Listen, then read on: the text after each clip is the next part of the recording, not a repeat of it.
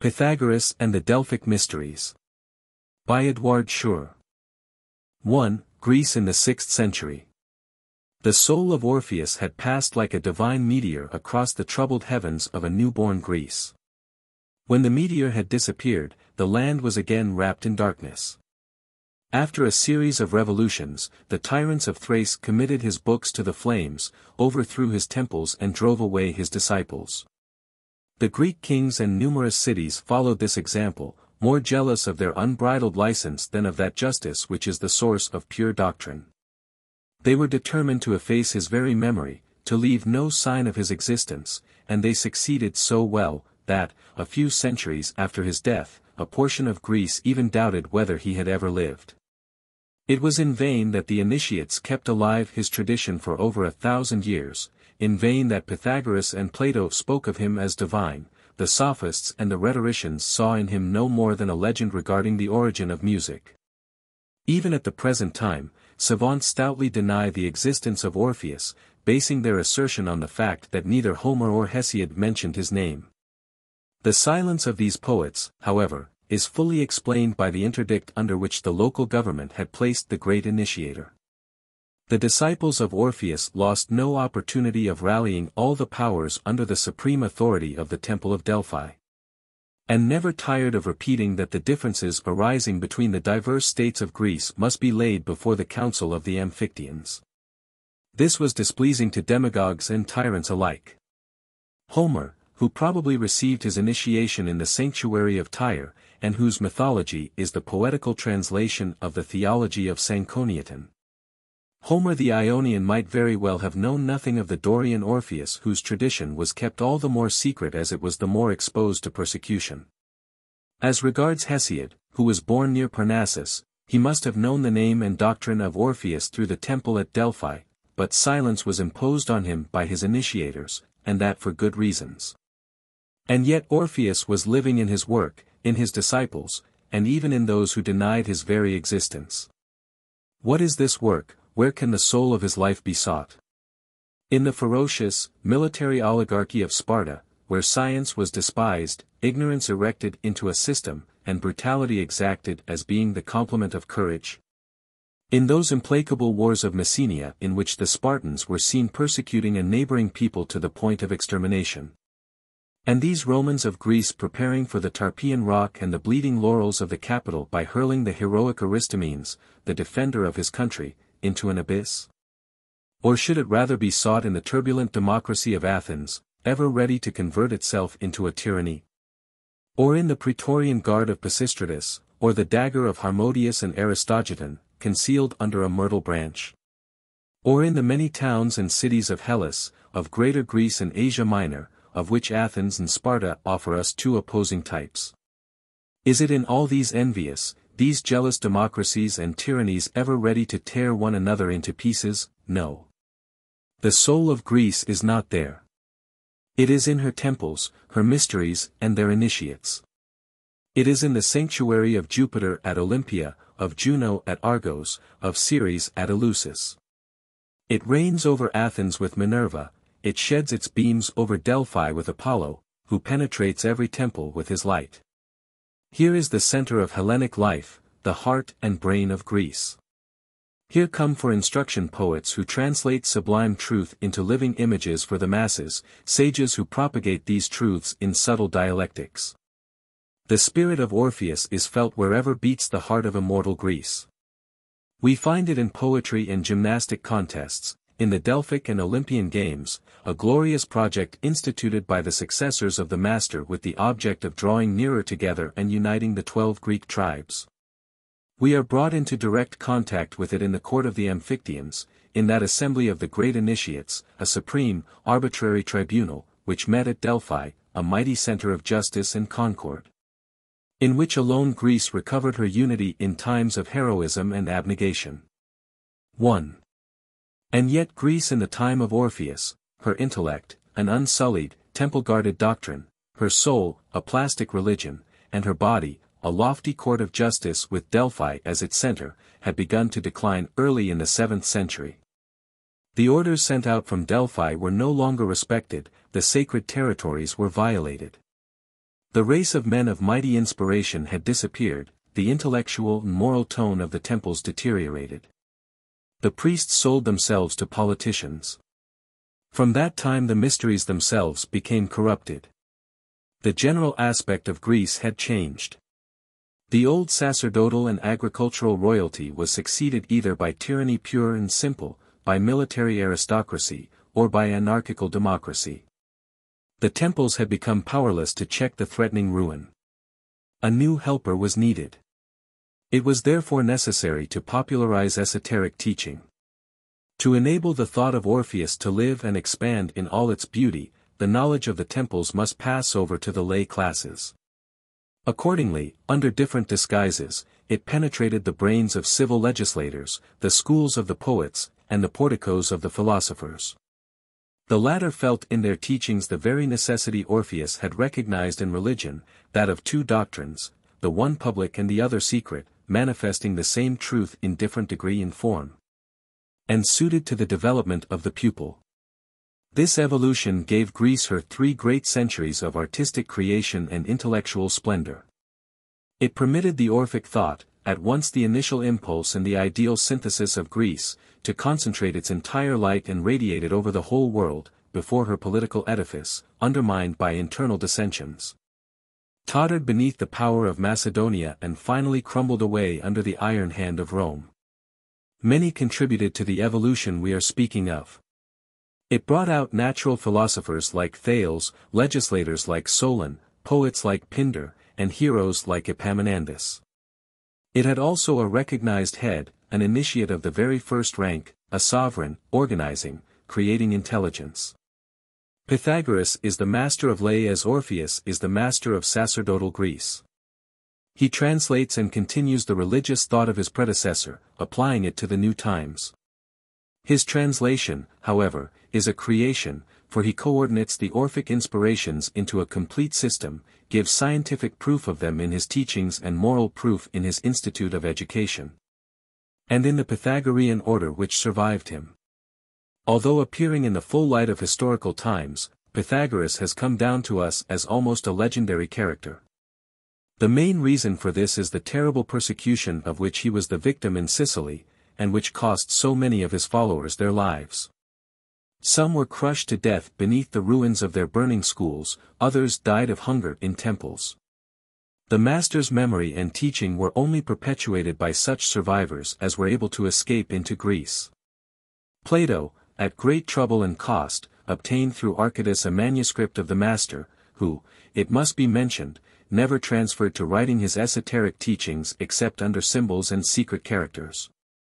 His real work, like that of all reformers, was effected by oral instruction. The essence of the system, however, comes down to us in the golden verses of Lysis, the commentary of Hierocles, fragments of Philolaus and in the Timaeus of Plato, which contains the cosmogony of Pythagoras. To sum up, the writers of antiquity are full of the spirit of the Croton philosopher. They never tire of relating anecdotes depicting his wisdom and beauty, his marvelous power over men. The Neoplatonists of Alexandria, the Gnostics, and even the early fathers of the Church quote him as an authority. These are precious witnesses through whom may be felt continually vibrating that mighty wave of enthusiasm the great personality of Pythagoras succeeded in communicating to Greece, the final eddies of which were still to be felt 800 years after his death. His teaching, regarded from above, and unlocked with the keys of comparative esotericism, affords a magnificent whole, the different parts of which are bound together by one fundamental conception. In it we find a rational reproduction of the esoteric teaching of India and Egypt, which he illumined with Hellenic simplicity and clearness, giving it a stronger sentiment and a clearer idea of human liberty. At the same time and at different parts of the globe, mighty reformers were popularizing similar doctrines. Lao Tse in China was emerging from the esotericism of Fo Hai, the last Buddha Sakyamuni was preaching on the banks of the Ganges. In Italy, the Etrurian priesthood sent to Rome an initiate possessed of the Sibylline books. This was King Numa, who, by wise institutions, attempted to check the threatening ambition of the Roman Senate. It was not by chance that these reformers appeared simultaneously among such different peoples. Their diverse missions had one common end in view. They prove that, at certain periods, one identical spiritual current passes mysteriously through the whole of humanity. Whence comes it? It has its source in that divine world, far away from human vision, but of which prophets and seers are the envoys and witnesses. Pythagoras crossed the whole of the ancient world before giving his message to Greece. He saw Africa and Asia, Memphis and Babylon, along with their methods of initiation and political life. His own troubled life resembles a ship driving through a storm, pursuing its course, with sails unfurled, a symbol of strength and calmness in the midst of the furious elements. His teachings convey the impression of a cool fragrant night after the bitter fire and passion of an angry, blood-stained day. They call to mind the beauty of the firmament unrolling, by degrees, its sparkling archipelagos and ethereal harmonies over the head of the seer. And now we will attempt to set forth both his life and his teaching apart from the obscurities of legend and the prejudices of the schools alike. How do you find this book? Any thoughts about the book or the author? Any suggestion for improvement? Please take a moment to share your thoughts in a comment. If you like it, share it with your friends who might enjoy it as well. Subscribe to keep in touch. Visit completeaudiobooks.com for more quality content. 2 years of travel. At the beginning of the 6th century before our era, Samos was one of the most flourishing islands of Ionia. Its harbor fronted the violet peaks of a slumbering Asia Minor, the abode of luxury and charm. The town was situated on a wide bay with verdant coasts, and retreated, tier upon tier, up the mountain in the form of an amphitheater, itself lying at the foot of a promontory on which stood the temple of Neptune. It was dominated by the colonnades of a magnificent palace, the abode of the tyrant Polycrates. After depriving Samos of her liberty, he had given the island all the luster of art and Asiatic splendor. Courtesans from Lesbos had, at his bidding, taken up their abode in a neighboring palace to which they invited the young men and maidens of the town.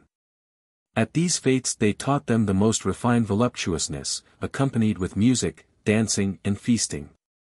Anacreon, on the invitation of Polycrates, was transported to Samos in a trireme with purple sails and gilded masts. The poet, a goblet of chased silver in his hand, sang before this high court of pleasure his languishing odes. The good fortune of Polycrates had become proverbial throughout Greece. He had as a friend the pharaoh Amasis, who often warned him to be on his guard against such unbroken fortune, and above all not to pride himself on it. Polycrates answered the Egyptian monarch's advice by flinging his ring into the sea. "This sacrifice I offer unto the gods," he said. The following day a fisherman brought back to the tyrant the precious jewel, which he had found in the belly of a fish. When the pharaoh heard of this, he said he would break off his friendship with Polycrates, for such insolent good fortune would draw down on him the vengeance of the gods. Whatever we may think of the anecdote, the end of Polycrates was a tragic one.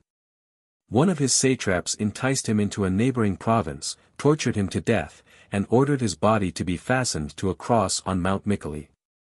And so, one evening as the blood-red orb of the sun was sinking in the west, the inhabitants of Samos saw the corpse of their tyrant, crucified on a promontory in sight of the island over which he had reigned in glory and abandonment. To return to the beginning of Polycrates' reign. One starlit night a young man was seated in a wood of Agnus Castus, with its glimmering foliage, not far from the temple of Juno, the Doric front of which was bathed in the rays of the moon, whose light added to the mystic majesty of the building. A papyrus roll, containing a song of Homer, had slipped to the ground, and lay at his feet. His meditation, begun at twilight, was continued into the silence of the night. The sun had long ago disappeared beneath the horizon, but its flaming disk still danced in unreal presence before the eyes of the young dreamer. His thoughts had wandered far from the world of visible things. Pythagoras was the son of a wealthy jeweler of Samos and of a woman named Pythoness. The Pythoness of Delphi, when consulted during a journey by the young married couple, had promised them a son who would be useful to all men and throughout all time. The oracle had sent them to Sidon, in Phoenicia, so that the predestined son might be conceived, formed, and born far from the disturbing influences of his own land. Even before his birth the wonderful child, in the moon of love, had been fervently consecrated to the worship of Apollo by his parents. The child was born. And when he was a year old his mother, acting on advice already received from the priest of Delphi, bore him away to the temple of Adonai, in a valley of Lebanon. Here the high priest had given him his blessing and the family returned to Samos. The child of Pythagoras was very beautiful and gentle, calm and sedate. Intellectual passion alone gleamed from his eyes, giving a secret energy to his actions. Far from opposing, his parents had encouraged him in his precocious leaning towards the study of wisdom.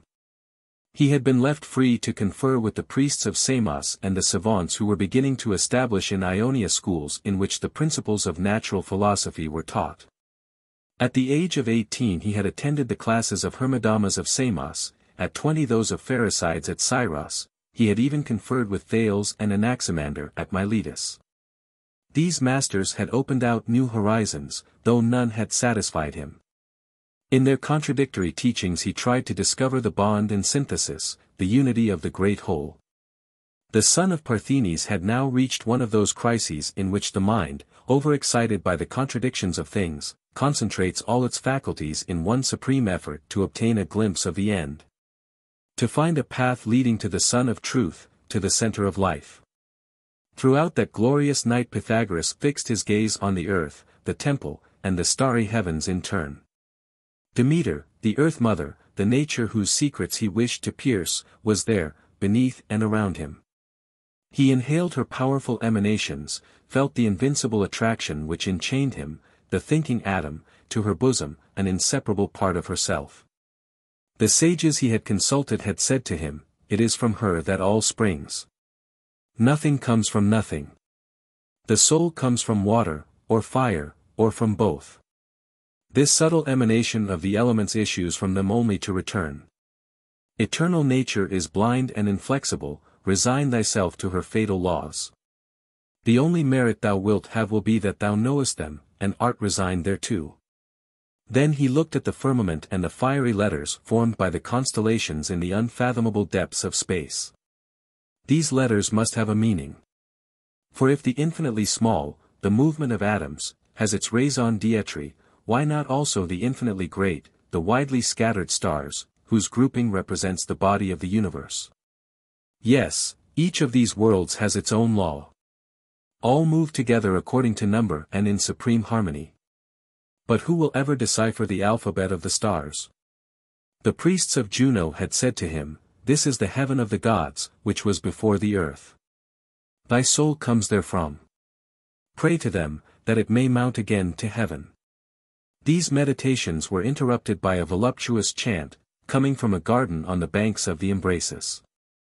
The lascivious voices of the lesbian women, in languishing strains, were heard accompanying the music of the cithara, responded to in the baksheek airs chanted by the youths.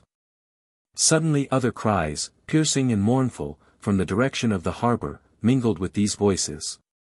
They were the cries of rebels whom Polycrates was embarking to sell as slaves in Asia. They were being struck with nail-studded thongs, to compel them to crouch beneath the pontoons of the rowers.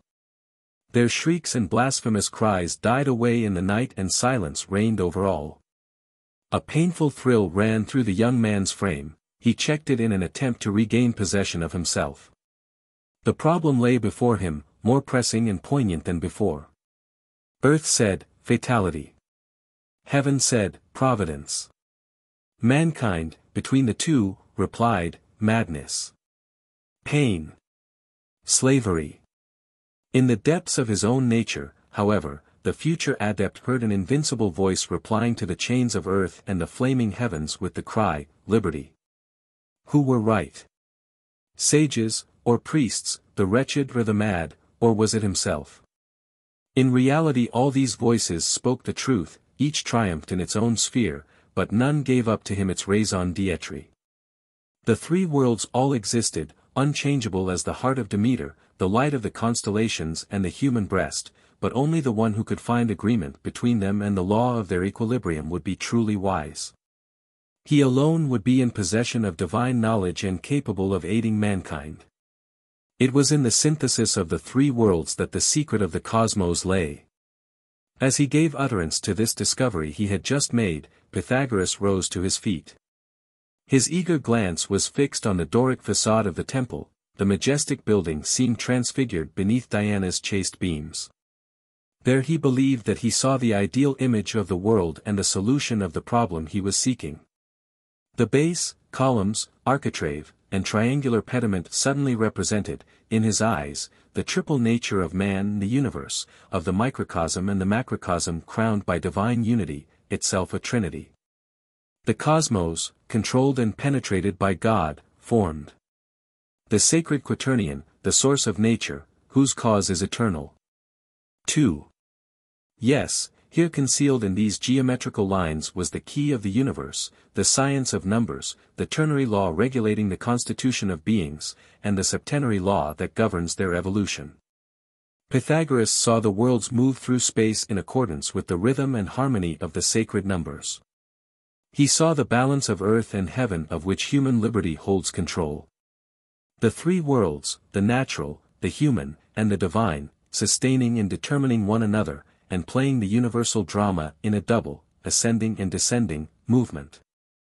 He divided the spheres of the invisible enveloping the visible world and ever animating it. Finally, he conceived of the purification and liberation of man, on this globe, by triple initiation. All this he saw, along with his life and work, in an instantaneous flash of illumination, with the absolute certainty of the spirit brought face to face with truth. Now he must prove by reason what his pure intelligence had obtained from the absolute, and this needed a human life. It was the task of a Hercules. Where could he find the knowledge necessary to bring such a labor to a successful issue? Neither the songs of Homer, nor the sages of Ionia, nor the temples of Greece would suffice. The spirit of Pythagoras, which had suddenly found wings, began to plunge into his past life, into his mist-enveloped birth and his mother's mysterious love. Childhood's memory returned to him with striking clearness. He recalled the fact that his mother had carried him in her arms, when only a babe of 12 months, to the temple of Adonai, in a vale of Lebanon. He saw himself again as a child, clinging to the neck of Parthenes, with mighty forests and mountains all around, whilst the river formed a waterfall close by. She was standing on a terrace shaded with giant cedars. In front of her stood a majestic-looking, white-bearded priest, smiling on the mother and child as he uttered grave-sounding words the little one did not understand.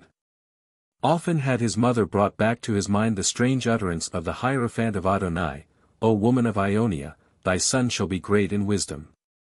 But remember that, though the Greeks still possess the science of the gods, the knowledge of God can no longer be found elsewhere than in Egypt. These words came back to him along with his mother's smile, the old man's beautiful face, and the distant murmur of the waterfall dominated by the priest's voice, with that magnificent scenery all around, like the dream of another life. For the first time he guessed the meaning of the oracle. He had indeed heard of the wonderful knowledge of Egyptian priests and their dreadful mysteries, though he thought he could do without it all. Now he understood that he needed this science of God, to penetrate to the very heart of nature, and that he could find it only in the temples of Egypt. It was the gentle Parthenes who, with maternal instinct, had prepared him for this work, and borne him as an offering to the sovereign God. From this moment he made up his mind to go to Egypt, and there undergo initiation. Polycrates prided himself on being the protector of philosophers as well as of poets. He willingly gave Pythagoras a letter of recommendation to Pharaoh Amasis, who introduced him to the priests of Memphis. The latter were opposed to receiving him, and were induced to consent only with the utmost difficulty. Egyptian sages distrusted Greeks, whom they charged with being fickle and inconstant. They did all they could to discourage the young Samian. The novice, however, submitted with unfaltering patience and courage to the delays and tests imposed on him. He knew beforehand that he would only attain to knowledge by entirely mastering his will throughout his entire being.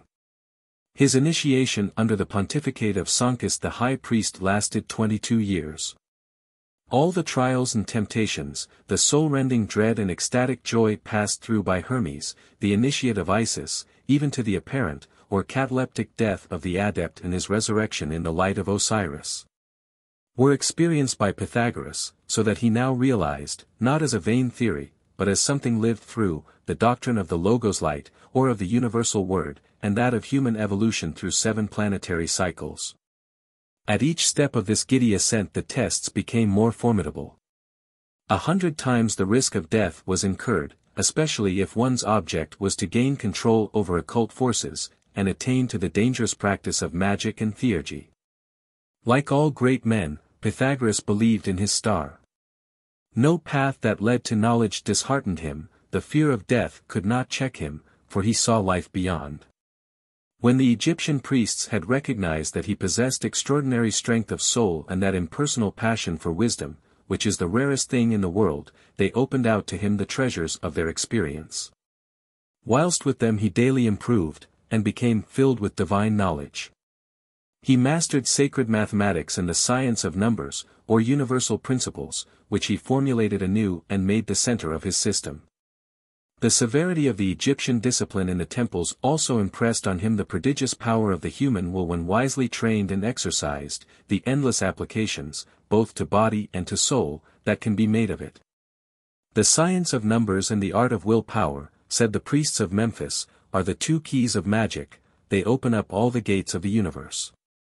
It was in Egypt that Pythagoras obtained that view from above, which allows of one seeing the spheres of life and the sciences in concentric order, and understanding the involution of the spirit into matter by universal creation, and its evolution or reascent towards unity by way of that individual creation called the development of a consciousness. Pythagoras had reached the summit of Egyptian priesthood, and was perhaps thinking of returning to Greece, when war, with all its misery, burst upon the valley of the Nile, carrying away the initiate of Osiris in another direction. The despots of Asia had long been meditating the ruin of Egypt. Their repeated attacks had failed, for centuries past, before the wisdom of the Egyptian institutions, the power of the priesthood, and the energy of the pharaohs. But the refuge of the science of Hermes, the kingdom from time immemorial, was not to remain forever. Cambyses, son of the conqueror of Babylon, descended on Egypt with his innumerable hosts, famished as clouds of locusts, and put an end to the institution of the pharaohs, the origin of which was lost in the night of time. In the eyes of the sages this was a catastrophe for the whole world. Hitherto Egypt had sheltered Europe against Asia. Her protecting influence still extended over the whole basin of the Mediterranean, by means of the temples of Phoenicia, Greece, and Etruria, with which the high Egyptian priesthood were in constant connection. This rampart once overthrown, the bull, with lowered head, was about to burst upon the land of Greece. Pythagoras saw Cambyses invade Egypt. He may have beheld the Persian despot, worthy scion of the crowned villains of Nineveh and Babylon, plunder the temples of Memphis and Thebes, and destroy that of Ammon. He may have seen the pharaoh Psammetichus brought in chains before Cambyses, placed on a mound, and surrounded by the priests, the principal families, and the royal court. He may have witnessed the pharaoh's daughter, clad in rags and followed by all her maids of honor similarly demeaned, the royal prince and 2,000 young men, brought forward, bit in mouth and bridle on neck, before being beheaded. The pharaoh Psammetichus, choking back his sobs before the frightful scene, and the infamous Cambyses, seated on his throne, gloating over the anguish of his vanquished enemy. Cruel though instructive this lesson of history after those of science. What a picture of the animal nature let loose in man, culminating in this monster of despotism who tramples everything underfoot, and, by his horrible apotheosis, imposes on humanity the reign of a most implacable destiny. Cambyses had Pythagoras taken to Babylon, with a portion of the Egyptian priesthood, and kept him within the gates. 3. This colossal city, which Aristotle compares to a country surrounded by walls, offered at that time an immense field for observation. Ancient Babel, the great prostitute of the Hebrew prophets, was more than ever, after the Persian conquest, a pandemonium of nations, tongues, and religions, in whose midst Asiatic despotism raised aloft its dizzy tower. According to Persian tradition, its foundation dates back to the legendary Semiramis. She it is who was said to have constructed the monster enceinte, over 50 miles in circumference, the image or bell, its walls on which two chariots ran abreast, its superimposed terraces, massive palaces with polychrome reliefs. Temples supported on stone elephants and surmounted by many-colored dragons. There had followed in succession the series of despots who had brought into subjection Chaldea, Assyria, Persia, a part of Tartara, Judea, Syria, and Asia Minor. Hither Nebuchadnezzar, the assassin of the Magi, had led captive the Jewish people who continued to practice their religion in one corner of the immense city which would have contained London 4 times over. The Jews had even given the great king a powerful minister in the person of the prophet Daniel. With Balthasar, the son of Nebuchadnezzar, the walls of the old Babel had finally disappeared beneath the avenging hand of Cyrus, and Babylon passed for several centuries under Persian rule. By reason of this series of preceding events, at the time Pythagoras came there were 3 different religions side by side in the high priesthood of Babylon, the ancient Chaldean priests, the survivors of the Persian Magi, and the elite of the Jewish captivity. The proof that these different priesthoods were in mutual agreement, on the esoteric side, is found in the part played by Daniel, who, whilst acknowledging the God of Moses, remained first minister under Nebuchadnezzar, Balthasar, and Cyrus. Pythagoras was now obliged to enlarge his horizon, already so vast, by studying these doctrines and religions, the synthesis of which was still preserved by a few initiates. In Babylon he was able to thoroughly study the knowledge in the possession of the Magi, the heirs of Zoroaster. Though the Egyptian priests alone possessed the universal keys of the sacred sciences, the Persian Magi had the reputation of carrying farther the practice of certain arts. They claimed to control those occult powers of nature called pantomorphic fire and astral light. In their temples, it was said, darkness reigned in broad daylight, lamps were lit without human agency, the radiance of the gods was visible and the rumble of thunder could be heard. The Magi gave the name of celestial lion to this incorporeal fire, the agent that generates electricity, which they could condense or disperse at will. And that of serpents to the electric currents of the atmosphere and the magnetic currents of the earth, which they claimed to be able to direct like arrows against mankind. They had also made a special study of the suggestive, attractive, and creative power of the human word. To evoke spirits they employed graduated formulas, borrowed from the most ancient languages on earth. The following is the psychic reasoning they themselves gave thereof: make no change in the barbarous names employed in evocation, for they are the pantheistic names of God. They are magnetized with the worship of multitudes, and their power is ineffable, for these evocations, accompanied by prayer and purification, were, properly speaking, what was called at a later date, white magic. Accordingly we now see Pythagoras in Babylon, penetrating the arcana of ancient magic. At the same time, in this den of despotism, he witnessed a glorious spectacle. On the ruins of the crumbling religions of the East, above their decimated and degenerate priesthood, a band of dauntless initiates, grouped together, were defending their science, their faith, and as well as they could, justice. Boldly facing the despots, like Daniel in the den of lions, ever prepared to be torn to pieces, they tamed and fascinated the wild beast of absolute power by their intellectual might, disputing, foot by foot, the ground they had won. After his Egyptian and Chaldean initiation, the child of Samos knew far more than his teachers of natural philosophy, far more than any Greek, either priest or laic, of his time. He was acquainted with the eternal principles of the universe and their application. Nature had opened up to him her secrets. The gross veils of matter had been torn from his eyes, enabling him to see the marvelous spheres of nature and spiritualized humanity. In the temples of Nephisis in Memphis, and Bel in Babylon, he had learned many secrets as to the past history of religions, continents, and races. He had been able to compare the advantages with the disadvantages of the Jewish monotheism, the Greek polytheism, the Hindu Trinitarianism, and the Persian dualism. He knew that all these religions were rays of one same truth, strained down through different degrees of intelligence and intended for different social conditions. He held the key, i.e. the synthesis of all these doctrines, in esoteric science. His vision, compassing the past and plunging into the future, was bound to judge the present with singular lucidity. His experience showed him humanity threatened with the most terrible evils, through the ignorance of the priests, the materialism of the savants, and the lack of discipline in the democracies. In the midst of this universal decay he saw Asiatic despotism increase. From this dark cloud a terrible cyclone was about to burst upon defenseless Europe. Accordingly it was now the hour to return to Greece, there to fulfill his mission and begin his work. Pythagoras had been kept in Babylon for 12 years. To leave the city, an order from the king of Persia was necessary. Democedes, a compatriot of his and the king's physician, interceded in his favor and obtained liberty for the philosopher. After an absence of 34 years Pythagoras returned to Samos. He found his country crushed and ruined by a satrap of the great king. Schools and temples were closed, poets and savants had fled like a cloud of swallows before Persian Caesarism.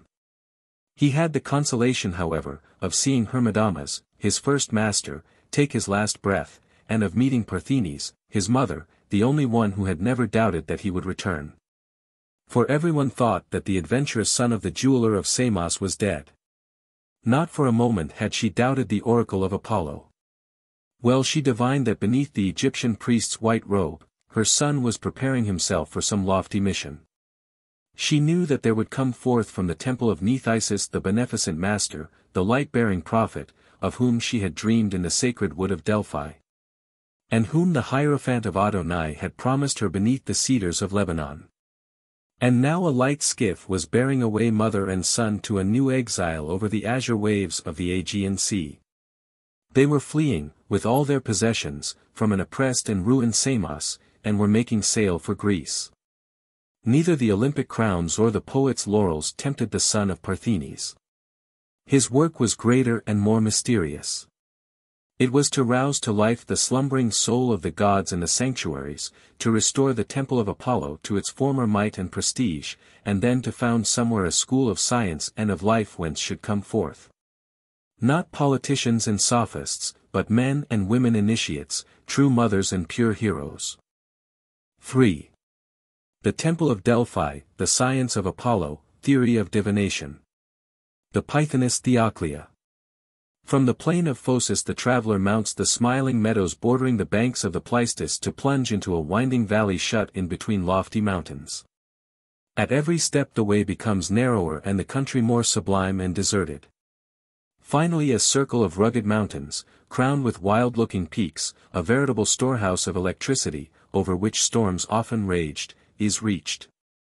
Suddenly, far up the somber gorge appears the town of Delphi, like an eagle's nest, on a rock surrounded by precipices and dominated by the two peaks of Parnassus. From the distance the bronze victories are seen sparkling in the light, as well as the brazen horses, the innumerable statues of gold. Marshaled along the sacred path and arranged like a guard of heroes and gods round the Doric temple of Phoebus Apollo. This was the most sacred spot in Greece. Here, the Pythoness prophesied and the Amphictyons assembled. Here, the different Hellenic peoples had built round the sanctuary chapels containing treasured offerings. Here, processions of men, women, and children, coming from afar, mounted the sacred path to greet the God of light. From time immemorial religion had consecrated Delphi to the veneration of the people. Its central situation in Hellas, its rock sheltered from profane hands and easy to defend, had contributed to this result. The place was calculated to strike the imagination, for a singular quality gave it great prestige. In a cavern behind the temple was a cleft in the rock from which issued a cold, vapory mist, inducing, it was said, a state of inspiration and ecstasy. Plutarch relates that in bygone times a shepherd, when seated by the side of this cleft, began to prophesy. At first he was looked upon as mad, but when his predictions became realized, people began to investigate. The priests took possession of the spot and consecrated it to the divinity.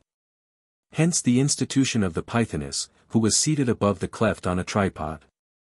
The vapors exhaling from the abyss occasioned convulsions and strange crises, provoking in her that second sight noticed in certain somnambulists. Aeschylus, whose affirmation is not without weight, for he was the son of a priest of Eleusis, and an initiate himself, tells us in his Eumenides, by the mouth of the Pythoness, that Delphi had first been consecrated to the earth.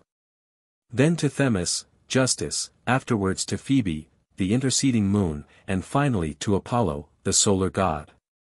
In temple symbolism each of these names represents long periods, and embraces centuries of time. The fame of Delphi, however, dates from Apollo.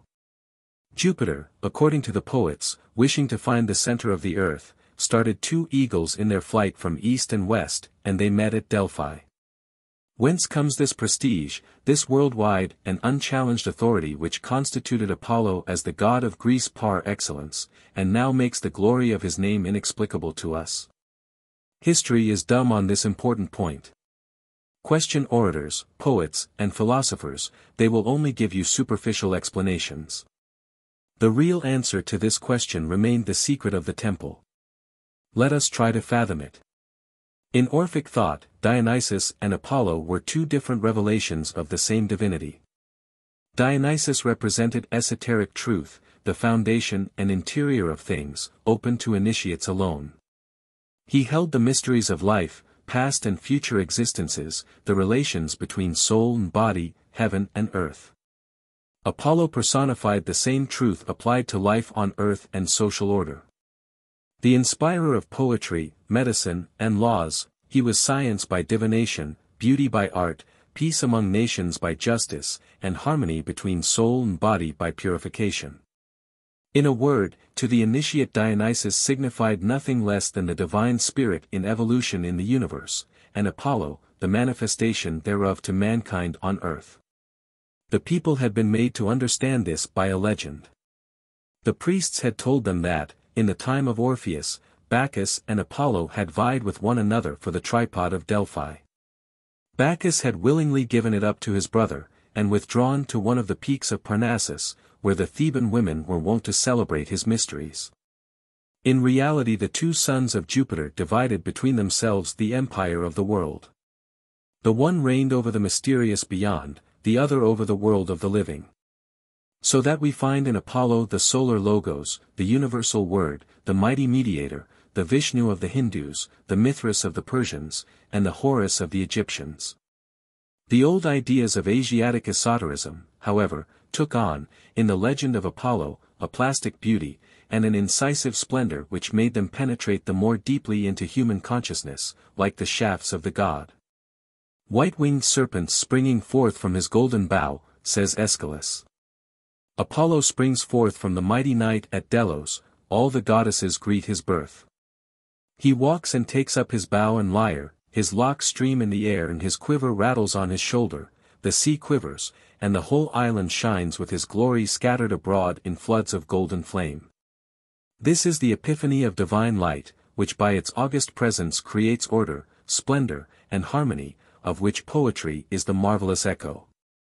The god goes to Delphi and pierces with his arrows a monstrous serpent which was ravaging and laying waste the land. He purifies the country and establishes the temple, the image of the victory of this divine light over darkness and evil. In ancient religions, the serpent symbolized at once the fatal circle of life and the evil resulting therefrom.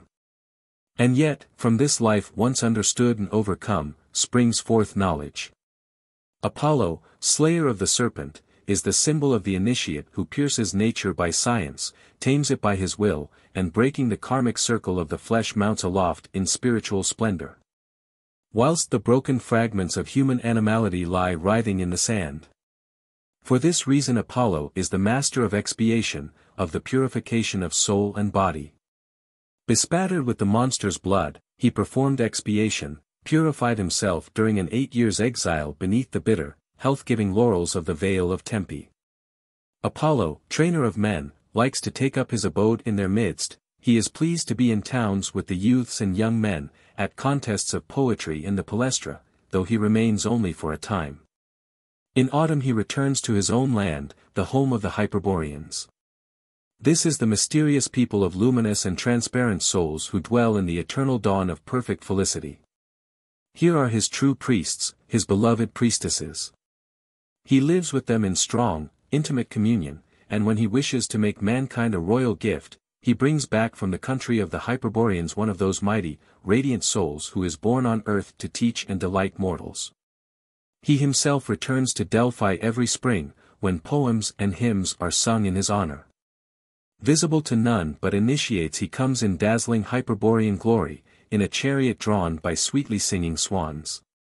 Again he takes up his abode in the sanctuary, where the Pythoness speaks forth his oracles, and sages and poets listen. Then is heard the song of nightingales, the fountain of Castalia scatters silver spray on every hand, dazzling light and celestial music penetrate the heart of man and reach the very veins of nature. In this legend of the Hyperboreans may be found much light thrown on the esoteric basis of the Apollo myth. The land of the Hyperboreans is the beyond, the empyrean of victorious souls, whose astral dawns light up its many-colored zones. Apollo himself personifies the immaterial and intelligible light of which the sun is merely the physical image, and from which flows down all truth. The wonderful swans which bring him are poets and divine geniuses, messengers of his mighty solar soul, leaving behind them flashes of light in strains of glorious music. Hyperborean Apollo, accordingly, personifies the descent of heaven onto earth, the incarnation of spiritual beauty in flesh and blood, the inflow of transcendent truth by inspiration and divination. It is now the moment to raise the golden veil of legend and enter the temple itself. How was divination practiced therein? Here we touch upon the secrets of Apollonian science and of the mysteries of Delphi. In antiquity, a strong tie united divination to the solar cults, and here we have the golden key to all the so-called magic mysteries. The worship of Aryan humanity from the beginning of civilization was directed towards the sun as the source of light, heat, and life. When, however, the thought of the sages rose from the phenomenon to the cause, behind this sensible fire, this visible light, they formed the concept of an immaterial fire, an intelligible light. They identified the form with the male principle, the creative spirit or intellectual essence of the universe, and the latter with its female principle, its formative soul, its plastic substance. This intuition dates back to time immemorial. The conception I speak of is connected with the most ancient mythologies. It circulates in the Vedic hymns under the form of Agni, the universal fire which penetrates all things. It blossoms forth in the religion of Zoroaster, the esoteric part of which is represented by the cult of Mithras. Mithras is the male fire and Mitra the female light.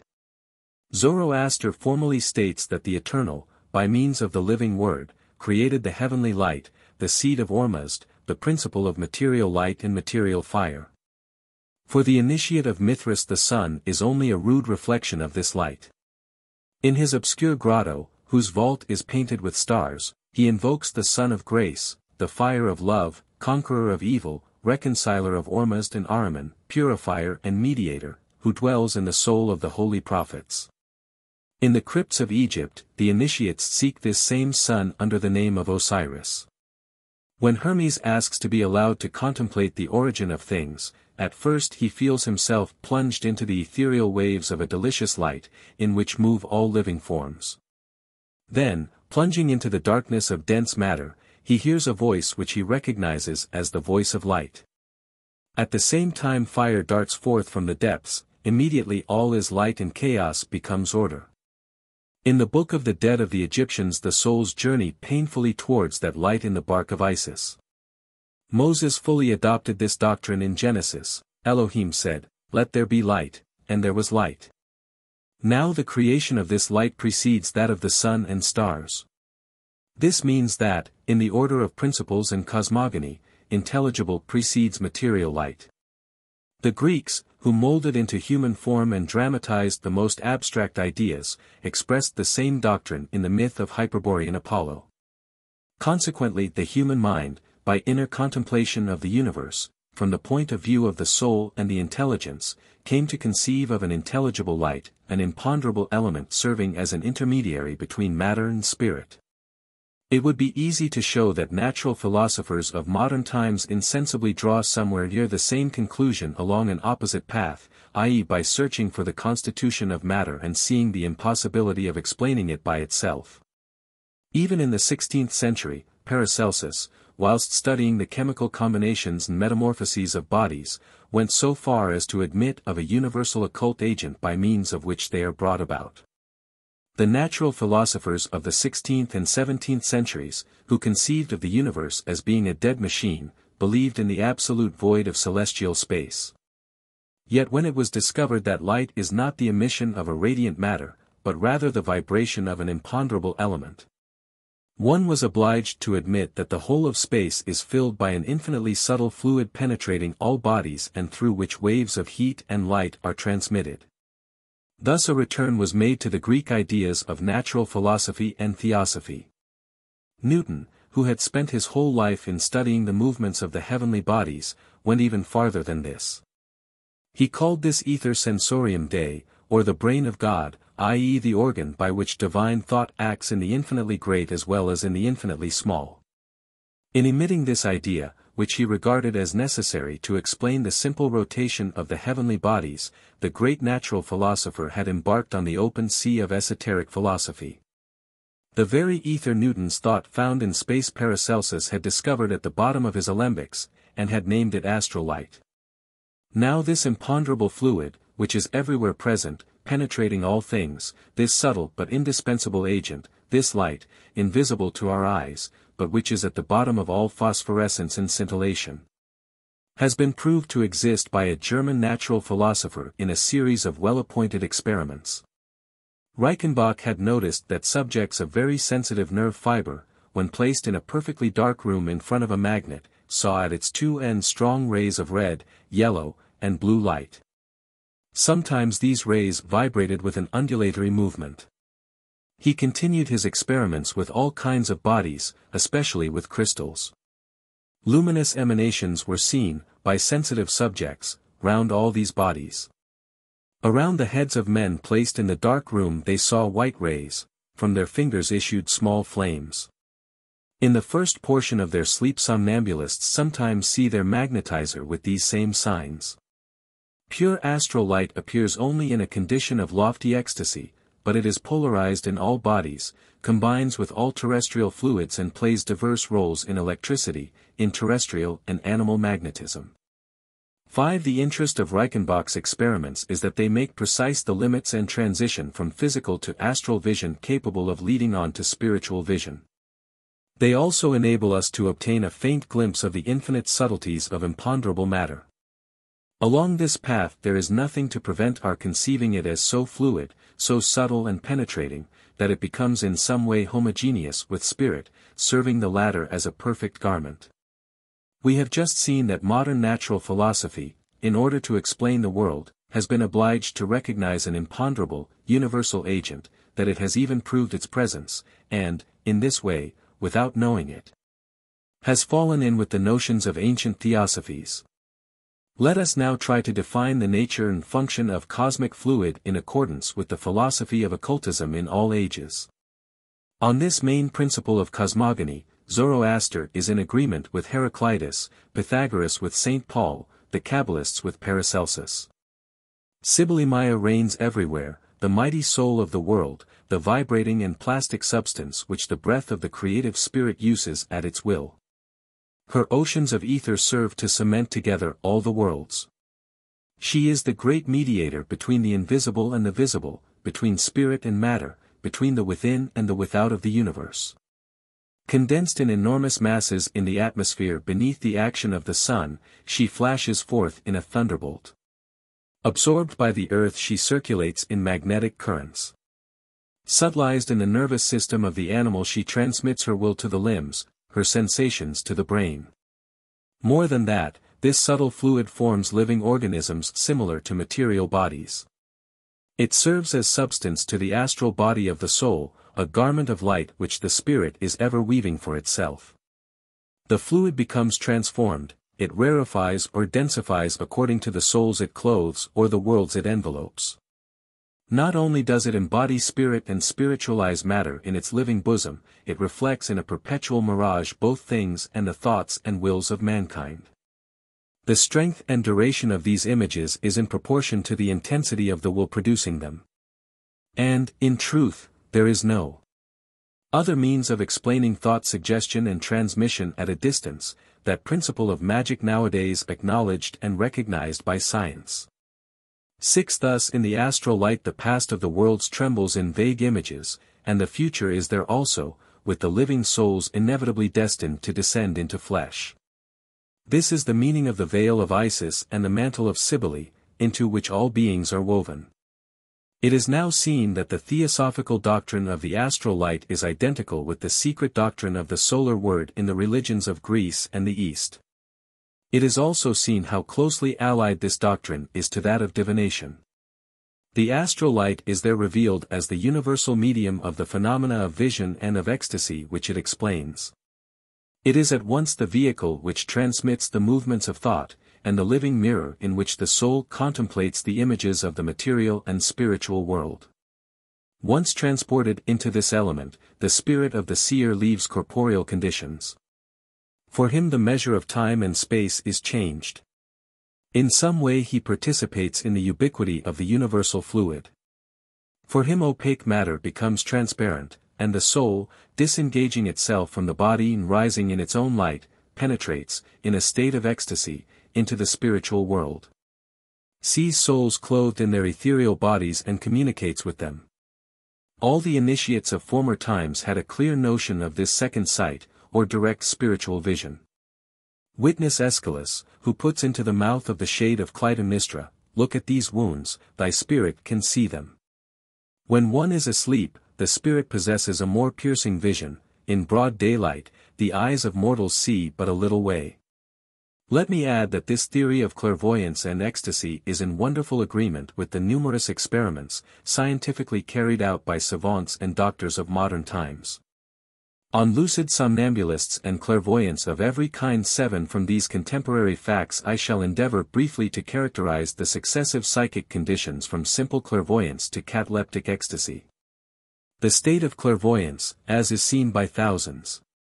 1. Letters on Animal Magnetism, by William Gregory, London, 1850.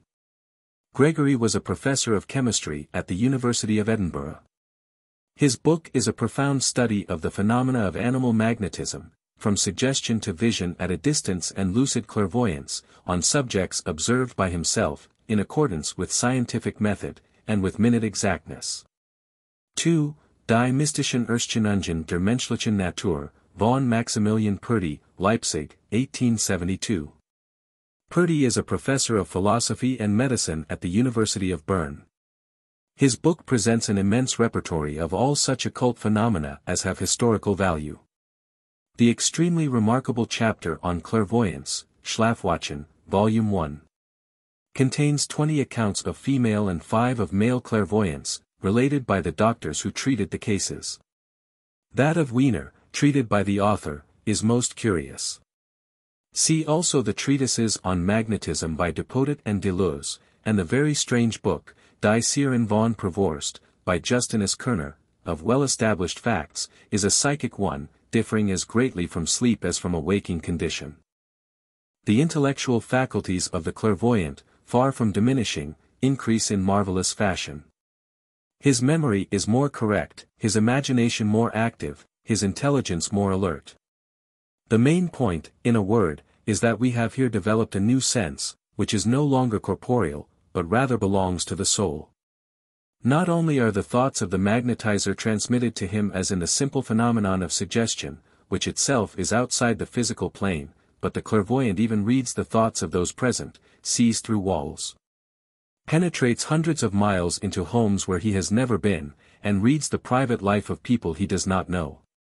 His eyes are closed, incapable of seeing anything, but his spirit sees farther and better than his open eyes and seems to travel about freely in space. 8 In a word, though clairvoyance may be abnormal from the bodily point of view, it is a normal and superior state from the point of view of the spirit. The consciousness has become deeper, the vision wider. The ego remains the same, but it has passed over to a higher plane, where the vision, freed from the coarse organs of the body, embraces and penetrates a vaster horizon. 9 It is to be noted that certain somnambulists, when submitting to the passes of the magnetizer, feel themselves flooded with increasingly dazzling light, whilst the awaking seems to them an unpleasant return to darkness. Suggestion, thought reading, and distant vision are facts which already prove the independent existence of the soul, and transport us above the physical plane of the universe without making us leave it altogether. Clairvoyance, however, has infinite varieties and a scale of different states far wider than that of the waking condition. In proportion as the scale is mounted, the phenomena become rarer and more extraordinary. I will mention only the principal stages. Retrospection is a vision of past events preserved in the astral light and revived by the sympathy of the seer. Divination, properly so called, is a problematical vision of things to come either by introspection of the thoughts of the living which contain future actions in germ, or by the occult influence of superior spirits which unfold the future in living images before the soul of the clairvoyant. In both cases they are projections of thoughts into the astral light. Finally, ecstasy is defined as a vision of the spiritual world, where good or evil spirits appear to the seer in human form and communicate with him. The soul seems really to be transported out of the body, which life has almost left, and which stiffens into a state of catalepsy resembling death. From what those who have been in a condition of sublime ecstasy tell us, nothing in the universe can express the beauty and splendor of these visions, or the sentiment of an ineffable fusion with the divine essence which they bring back. A very transport of light and music.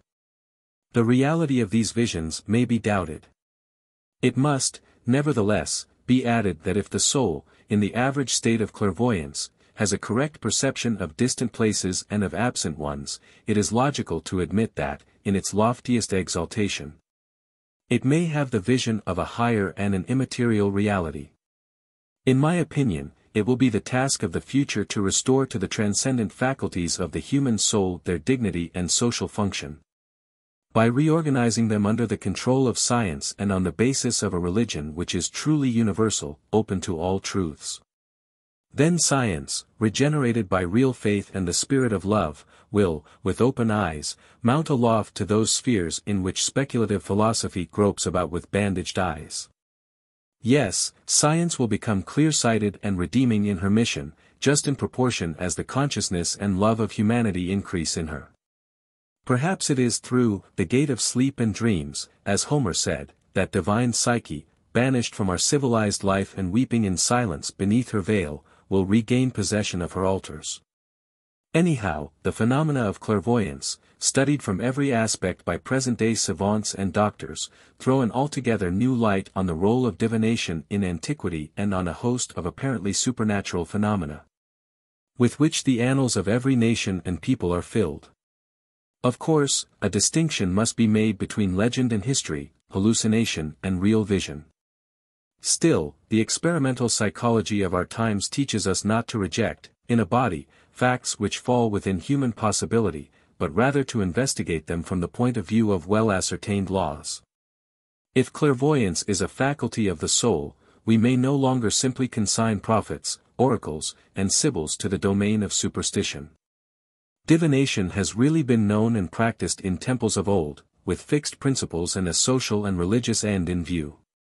The comparative study of religions and esoteric traditions shows that these principles were the same everywhere, although their application may have varied infinitely.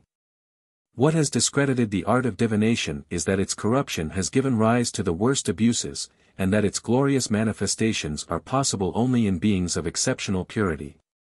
Divination, as practiced at Delphi, was founded on the principles we have just set forth. The inner organization of the temple corresponded thereto. As in the great temples of Egypt, it consisted of an art and a science. The art consisted in penetrating the faraway past and future by clairvoyance or prophetic ecstasy, the science, in calculating the future in accordance with the laws of universal evolution. Art and science checked one another. All I will say of this science, called genethliology by the ancients, and of which the astrology of the Middle Ages is only an imperfectly understood fragment, is that it took for granted the esoteric encyclopedia as applied to the future of peoples and individuals. Though very useful in showing the direction things were taking, it was always a very doubtful application. Only the very loftiest minds knew how to use it. Pythagoras had thoroughly mastered it in Egypt, but in Greece it was practiced with a less thorough or clear understanding. On the other hand, clairvoyance and prophecy had made considerable progress. It is well known that this art was practiced in Delphi through the agency of women, both young and old. They were called Pythonesses, and played the passive role of clairvoyant somnambulists. Their oracles, often obscure, were interpreted, translated, and arranged by the priests in accordance with their own lights. Modern historians have seen in the institution of Delphi scarcely anything more than the exploitation of superstition by intelligent charlatans. Besides the assent, however, given by the whole of philosophic antiquity to the Delphic science of divination, several oracles related by Herodotus, such as those regarding Croesus and the Battle of Salamis, speak in its favor. Doubtless their art had its beginning, its condition of prosperity, and its decay. Charlatanism and corruption exercised their demoralizing influence in the end, as we see in the case of King Cleomenes, who bribed the high priestess of Delphi to deprive Demaratus of his throne. Plutarch wrote a treatise inquiring into the reasons for the decline and extinction of the oracles. This degeneracy was felt to be a misfortune throughout all classes of antiquity. At first, divination was practiced with a degree of religious sincerity and scientific thoroughness which raised it to the height of a real ministration. On the pediment of the temple could be read the inscription, "Know thyself," and another one above the entrance door, "Let no one enter here with impure hands." These words explained to all corners that earthly passions, falsehood and hypocrisy were not to pass the threshold of the sanctuary, that within, in awe-inspiring solemnity, reigned divine truth. Pythagoras reached Delphi only after having visited all the temples of Greece. He had stayed with Epimenides in the sanctuary of Idaean Jupiter.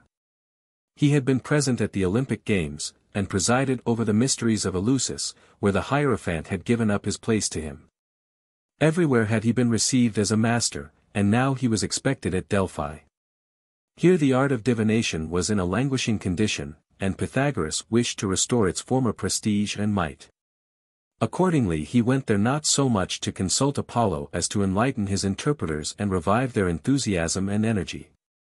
Through them his influence would mold the soul of Greece and prepare a future for the land. Fortunately he found in the temple a marvelous instrument reserved for him, to all appearance, by the hand of Providence.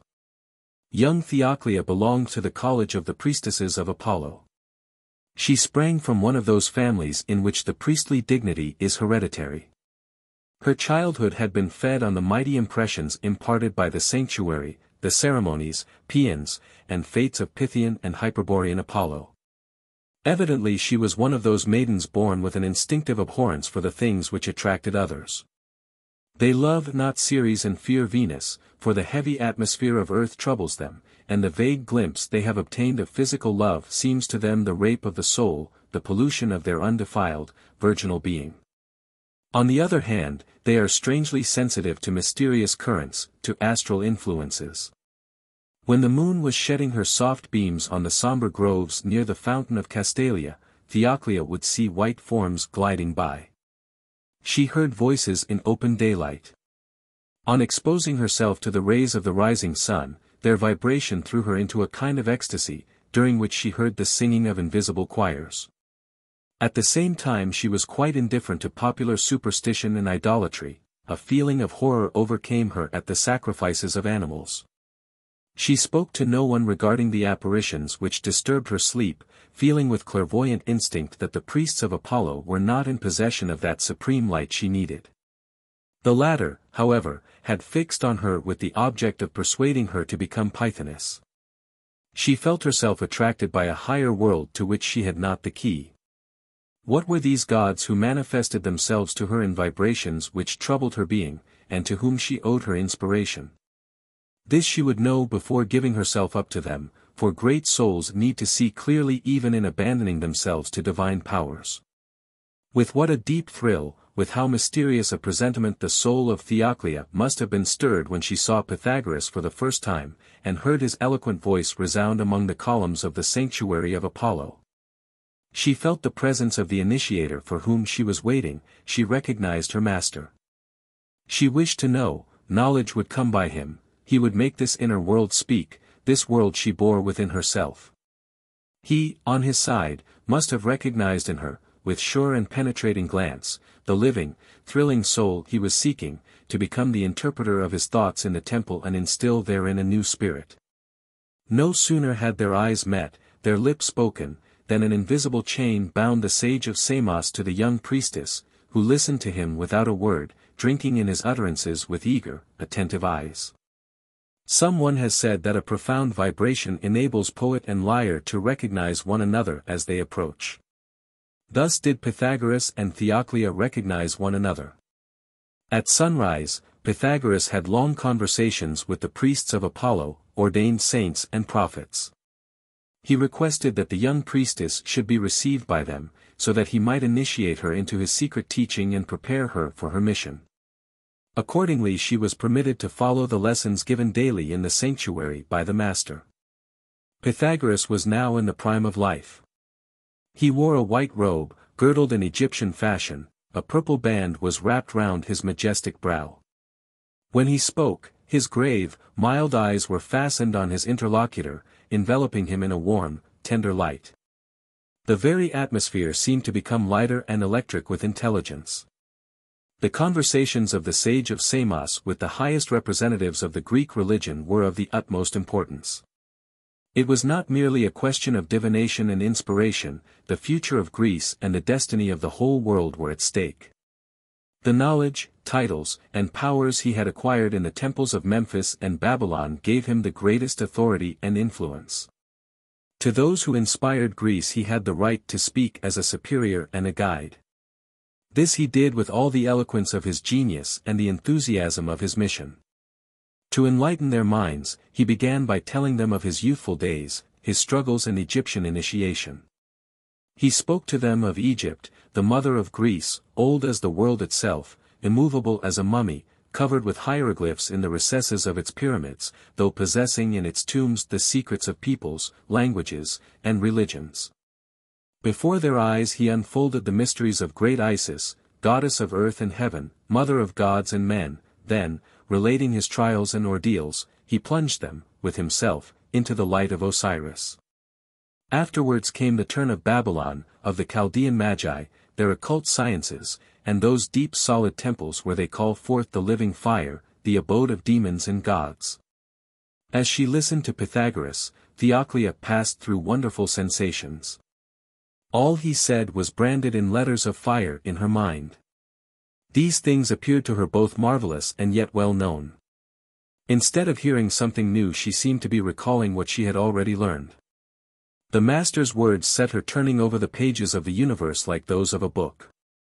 No longer did she see the gods in their human image, but in their essence, forming things and spirits. With them she flowed in space, rising and falling. At times there came the illusion that she no longer felt the limits of her body, and was fading away into infinity. Thus her imagination entered by degrees into the invisible world, and the former traces she found of it in her own soul told her that this was the true and only reality, the other was only apparent. She felt that her inner eyes would soon open and read the truth. From these heights the master suddenly brought her back to earth by relating the misfortunes of Egypt. After developing the greatness of Egyptian science, he showed how it was dying away under the Persian invasion.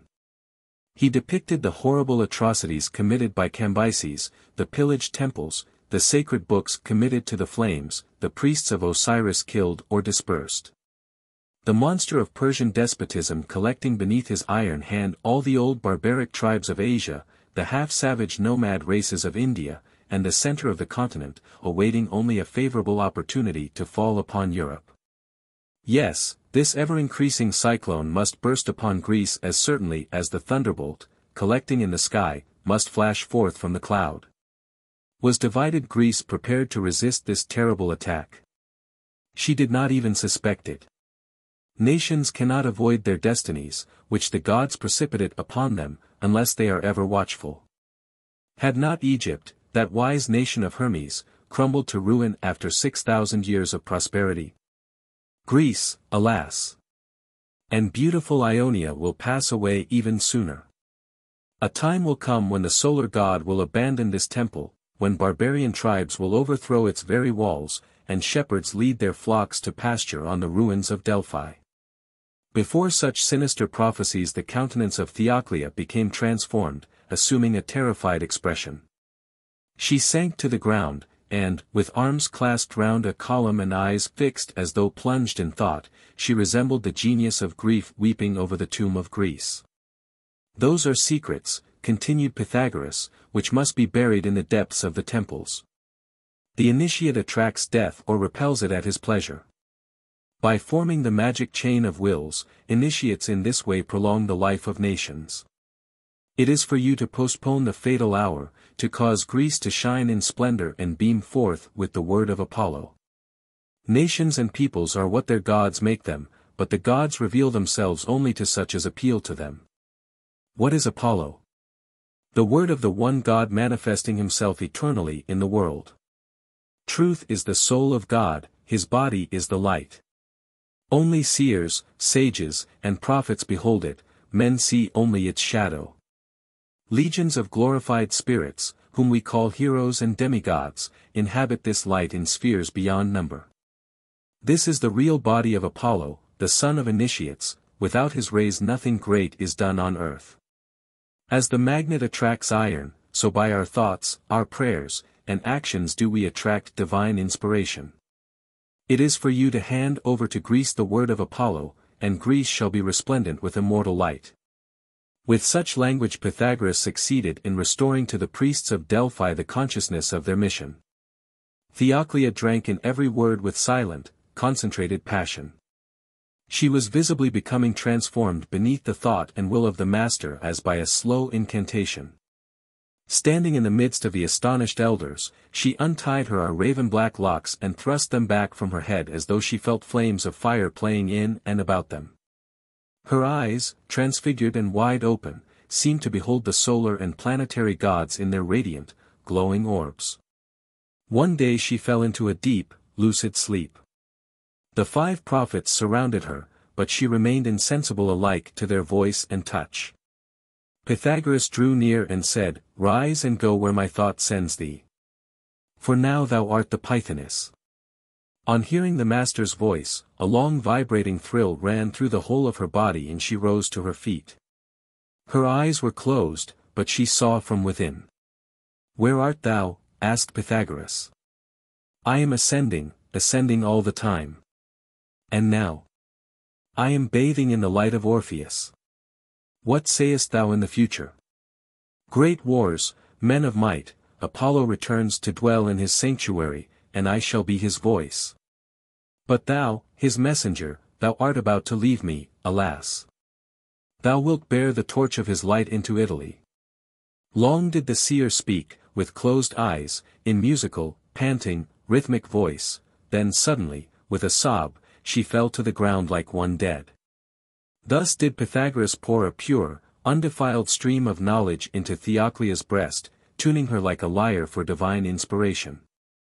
Once exalted to these heights she became his torch, thanks to which he was able to sound his own destiny, see into the possible future, and direct his path along the strandless zones of the invisible. Such a striking counter-verification of the truths he taught filled the priests with admiration, aroused their courage and revived their faith. The temple now possessed an inspired Pythoness, and priests initiated into the divine sciences and arts. Delphi could once again become a center of life and action. Pythagoras remained there for a whole year. It was only after imparting to the priests all the secrets of his doctrine, and preparing Theoclea for his ministry, that he took his departure for Greater Greece. 4. The Order and the Doctrine. The town of Croton was situated at the extremity of the Gulf of Tarentum, near the Licinian promontory, in front of the open sea. Like Sybaris, it was one of the most flourishing cities in southern Italy. It was famed for its Doric constitution, its victorious athletes at the Olympian Games, and its doctors, rivals of the Asclepiads. The Sybarites owe their immortality to their luxury and effeminacy. The inhabitants of Croton would perhaps be forgotten, spite of their virtues, had theirs not been the glory of offering a home to the great school of esoteric philosophy, known under the name of the Pythagorean sect, which may be looked upon as the mother of the school of Plato and the ancestor of all idealist schools. However noble the descendants, their ancestors greatly surpassed them. The school of Plato issues from an incomplete tradition, whereas the Stoic school has already lost the true tradition. Other systems of ancient and modern philosophy are more or less fortunate speculations, whilst the teaching of Pythagoras was based on experimental science and accompanied by a complete organization of life. The secrets of the master's order and thought are now, like the ruins of the ancient town, buried deep underground. All the same we will try to resurrect them, for thus we shall have an opportunity of penetrating to the very heart of the theosophic doctrine, the arcanum of religions and philosophies, and raising a corner of the veil of Isis to the light of Greek genius. Several reasons influenced Pythagoras in choosing this Dorian colony as a center of action. His aim was not merely to teach the esoteric doctrine to a circle of chosen disciples, but also to apply its principles to the education of youth and to the life of the state. This plan comprised the foundation of an institution for laic initiation, with the object of finally transforming the political organization of the cities by degrees into the image of that philosophic and religious ideal. Certainly none of the republics of Hellas or of Peloponnesus would have tolerated this innovation. The philosopher would have been accused of conspiring against the state. The Greek towns of the Gulf of Tarentum, which were less preyed upon by demagogues, were more liberal-minded. Pythagoras made no mistake in expecting to find a favorable reception for his reforms at the hands of the Croton Senate. His designs went also beyond Greece. Foreseeing the evolution of ideas, he was prepared for the fall of Hellenism, and was thinking of sowing in the human mind the principles of a scientific religion. By founding his school in the Gulf of Tarentum, he was spreading esoteric ideas throughout Italy, and keeping in the precious vase of his doctrine the purified essence of Oriental wisdom for the peoples of the West. On coming to Croton, which was at the time inclined to adopt the voluptuous life of its neighbor Sybaris, Pythagoras produced a veritable revolution. Porphyry and Iamblichus have depicted the commencement of his life there as being rather that of a magician than of a philosopher. Assembling the youth in the temple of Apollo, he succeeded by his eloquence in tearing them away from a life of debauchery. Summoning the women to the temple of Juno, he persuaded them to bring their golden robes and ornaments as trophies to celebrate the defeat of vanity and luxury. He threw a veil of grace over the austerity of his teachings, a communicating flame flashed forth from his words of wisdom. His beautiful face and noble bearing, the charm of his countenance and of his voice completely captivated them. The women compared him to Jupiter, the young men to Hyperborean Apollo. He captivated and seduced the crowds which, whilst listening to him, were greatly astonished to find themselves enamored of truth and virtue. The Senate of Croton, or the Council of the Thousand, grew uneasy at the influence he was obtaining. They summoned Pythagoras to explain his conduct, and to state the means he was making use of to master the minds of the citizens. This gave him an opportunity to develop his ideas on education, and demonstrate that, far from threatening with ruin the Doric constitution of Croton, they only strengthened it the more. When he had won over to his side the wealthiest of the citizens and the majority of the Senate, he proposed that they should found an institute for himself and his disciples. This brotherhood of laic initiates should live in common in a building constructed for the purpose, though without separating themselves from civil life. Those of them who already deserved the name of master, might teach physical, psychic, and religious sciences. Young men should be admitted to the lessons of the masters and to the different grades of initiation according to their intelligence or earnestness in study, under the control of the head of the order. At the beginning, they must submit to the rules of the common life and spend the whole day in the institute, under the supervision of the masters. Those who should wish to enter the order formally were to give up their fortune to a trustee, with permission to enter again into possession of it whenever they pleased. In the institute there would be a section for women, along with a parallel initiation, though different and more adapted to the duties of their sex. This plan was enthusiastically adopted by the Senate of Croton, and, after a few years, near the entrance to the town there rose a building surrounded by vast porticos and beautiful gardens. The inhabitants of Croton called it the Temple of the Muses, and, to tell the truth, in the center of the buildings, near the humble dwelling of the master, stood a temple dedicated to these divinities. Thus sprang into being the Pythagorean Institute, which became at one and the same time a college of education, a science academy, and a small model city under the control of a great initiate. It is by theory and practice, by science and art combined that slow progress was made to that science of sciences, that magical harmony of soul and intellect with the universe which Pythagoreans looked upon as the arcanum of philosophy and religion. The Pythagorean school is of supreme interest for us, inasmuch as it was a most remarkable attempt at laic initiation.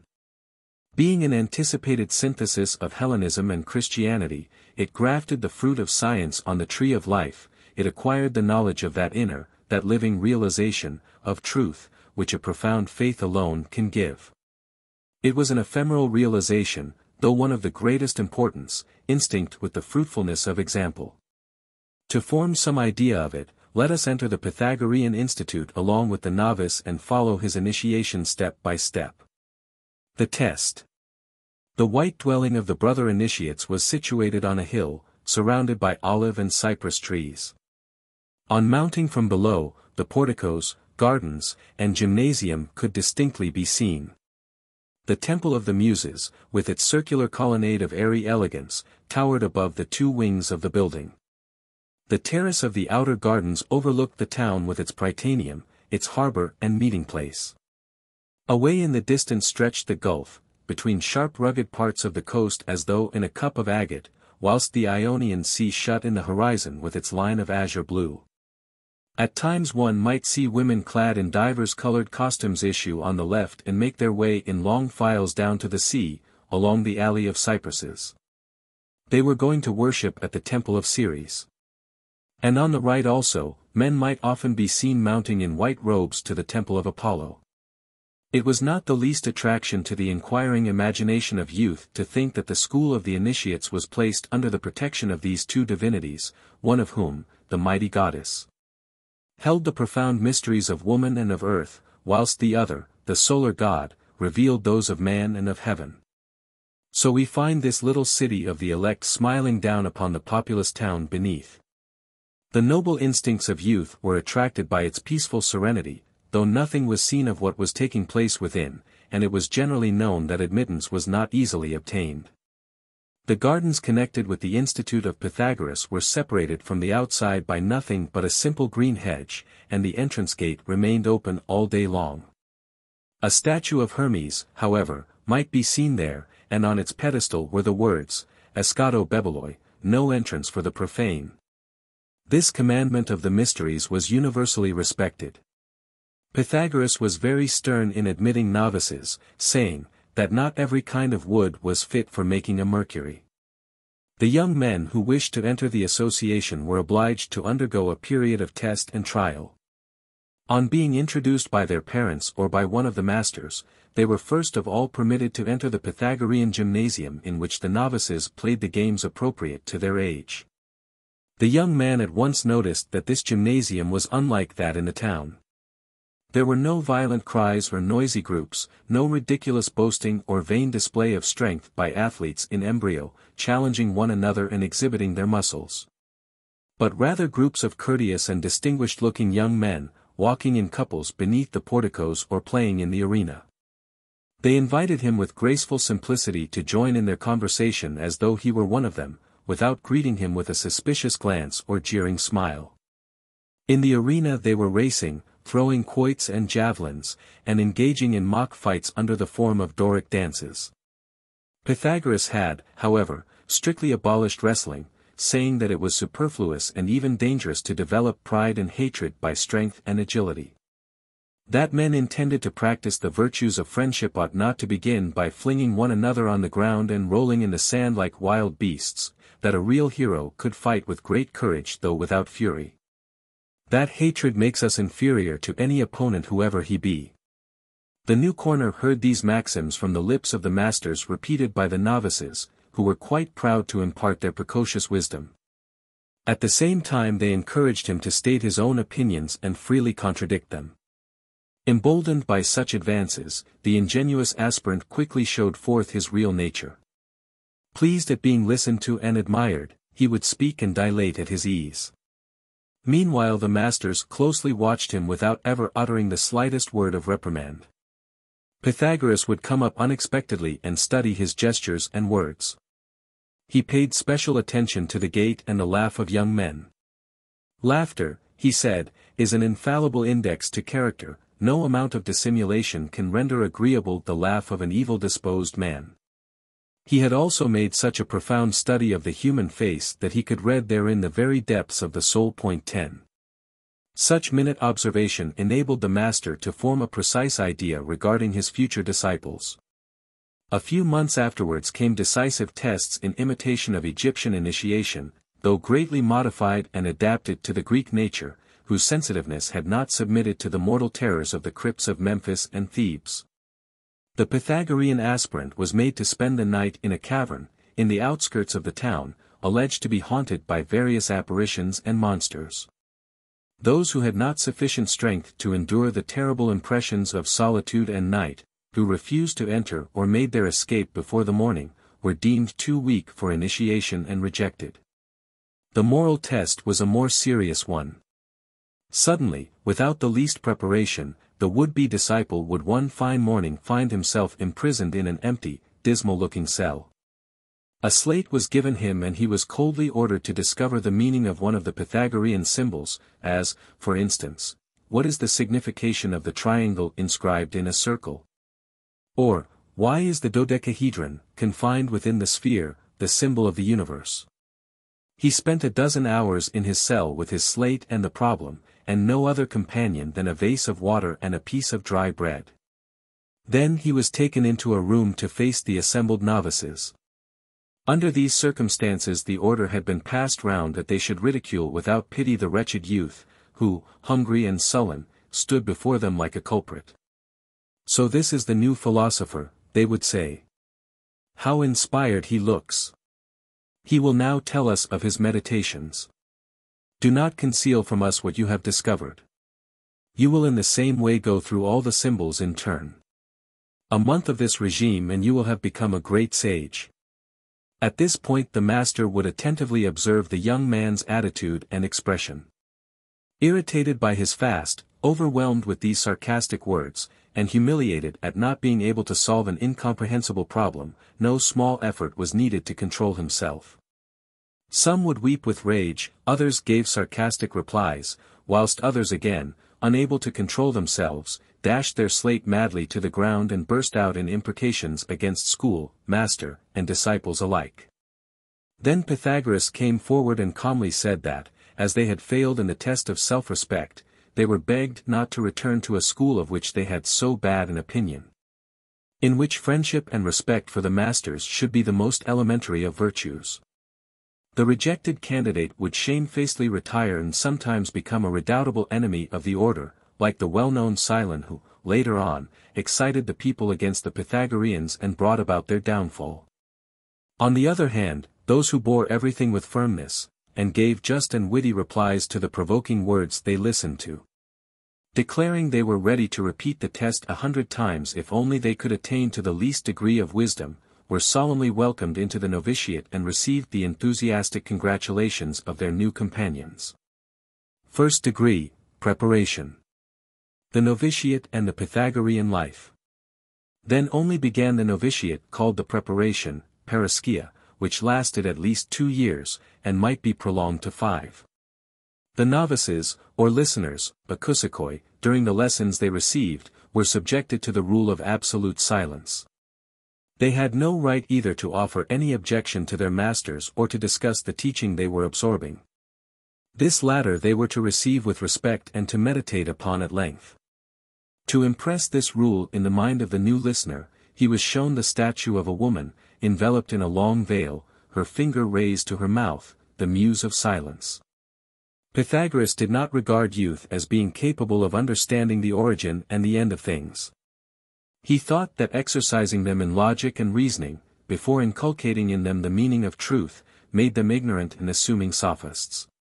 His idea was to develop in his pupils, before everything else, intuition, that primordial and superior faculty of mankind. To do this, he did not teach anything mysterious or difficult. Starting from natural sentiments, the first duties of man on entering life, he showed their relations with the laws of the universe. Whilst first of all inculcating in youth parental love, he magnified this sentiment by assimilating the idea of father to that of God, the mighty creator of the universe. Nothing is more venerable, he said, than the quality of fatherhood. Homer named Jupiter king of the gods, but in order to show forth all his greatness, he called him the father of gods and men. He compared the mother to generous and beneficent nature. As heavenly Cybele produces the stars and Demeter gives birth to the fruits and flowers of the earth, so does the mother feed the child with every joy. Accordingly the son ought to honor in his father and mother the representatives, the earthly images, of these mighty divinities. He also showed that the love of fatherland comes from the affection one feels in childhood for one's mother. Parents are given to us, not by chance, as is commonly believed, but in accordance with a superior order, called fortune or necessity. To honor them is an obligation, but a friend must be chosen. The novices were invited to form themselves into couples, according to their several affinities. The younger should seek in the elder the virtues he is himself aiming after, and the two companions should encourage each other towards a better life. A friend is another self, he must be honored as a god, said the master. Though the Pythagorean rules imposed on the listener novice absolute submission to his masters, it gave him full liberty in enjoying the charms of friendship, it even made of this latter the stimulus of every virtue, the poetry of life. The path leading to the ideal. Individual energy was thus roused, morality became poetical and instinct with life, a rule lovingly accepted ceased to be a constraint, it became the very affirmation of an individuality. It was the wish of Pythagoras that obedience should be an assent and an approval. Besides this, the moral prepared the way for the philosophical teaching. The relations set up between social duties and the harmonies of the cosmos gave one a glimpse into the law of universal agreement and analogy. In this law dwells the principle of the mysteries, of occult teaching and of the whole of philosophy. The mind of the pupil thus grew accustomed to find the impress of an invisible order on visible realities. General maxims and concise prescriptions opened out perspectives of this superior world. Morning and evening the golden verses rang in the pupil's ear. First worship the immortal gods, as they are established and ordained by the law. Reverence the oath, and next the heroes, full of goodness and light. In commenting on this maxim, it was shown that the gods, though apparently different, were really the same among all people, since they corresponded with the same intellectual and soul forces active throughout the universe. The sage could consequently honor the gods of his own country, whilst forming of their very essence a different idea from that generally held. Tolerance for every cult, unity of people in one humanity. Unity of religions in esoteric science. These new ideas became vaguely outlined in the mind of the novice like glorious divinities one might catch a glimpse of in the splendor of the setting sun. And the golden lyre continued its lofty teachings. Honor likewise the terrestrial demons by rendering them the worship lawfully due to them. Besides these lines the novice saw beaming as through a veil the divine psyche, the human soul. The heavenly pathway shone like a stream of light, for in the worship of heroes and demigods, the initiate saw the doctrine of the future life and the mystery of universal evolution.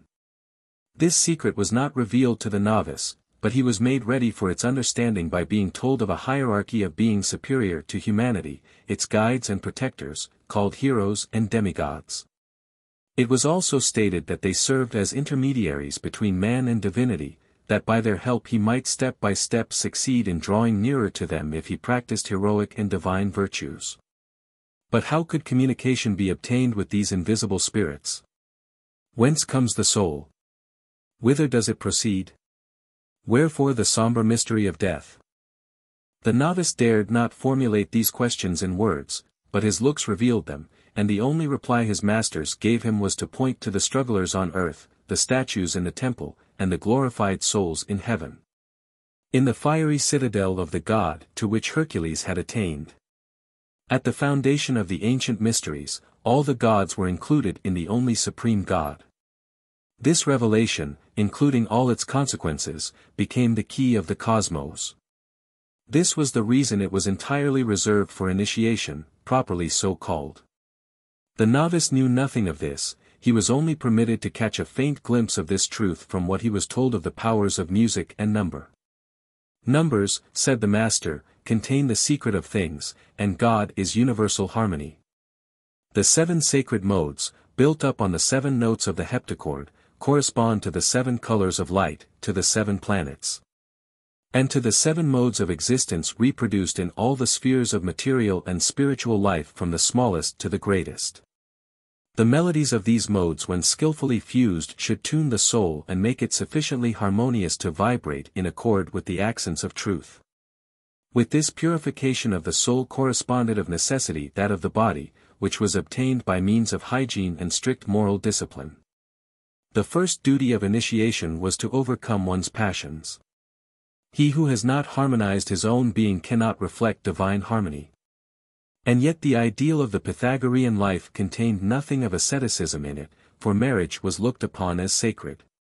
Chastity, however, was recommended to the novices, and moderation to the initiates, as being a source of strength and perfection. Only yield to voluptuousness when you consent to be less than yourself, said the master.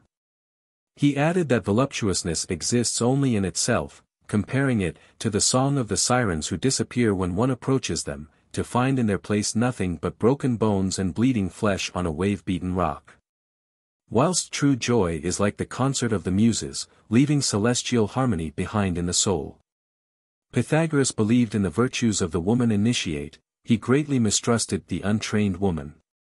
On a disciple asking him when he might be permitted to approach a woman he replied in ironical accents, "When you are tired of your peace of mind." The Pythagorean day was spent in the following manner.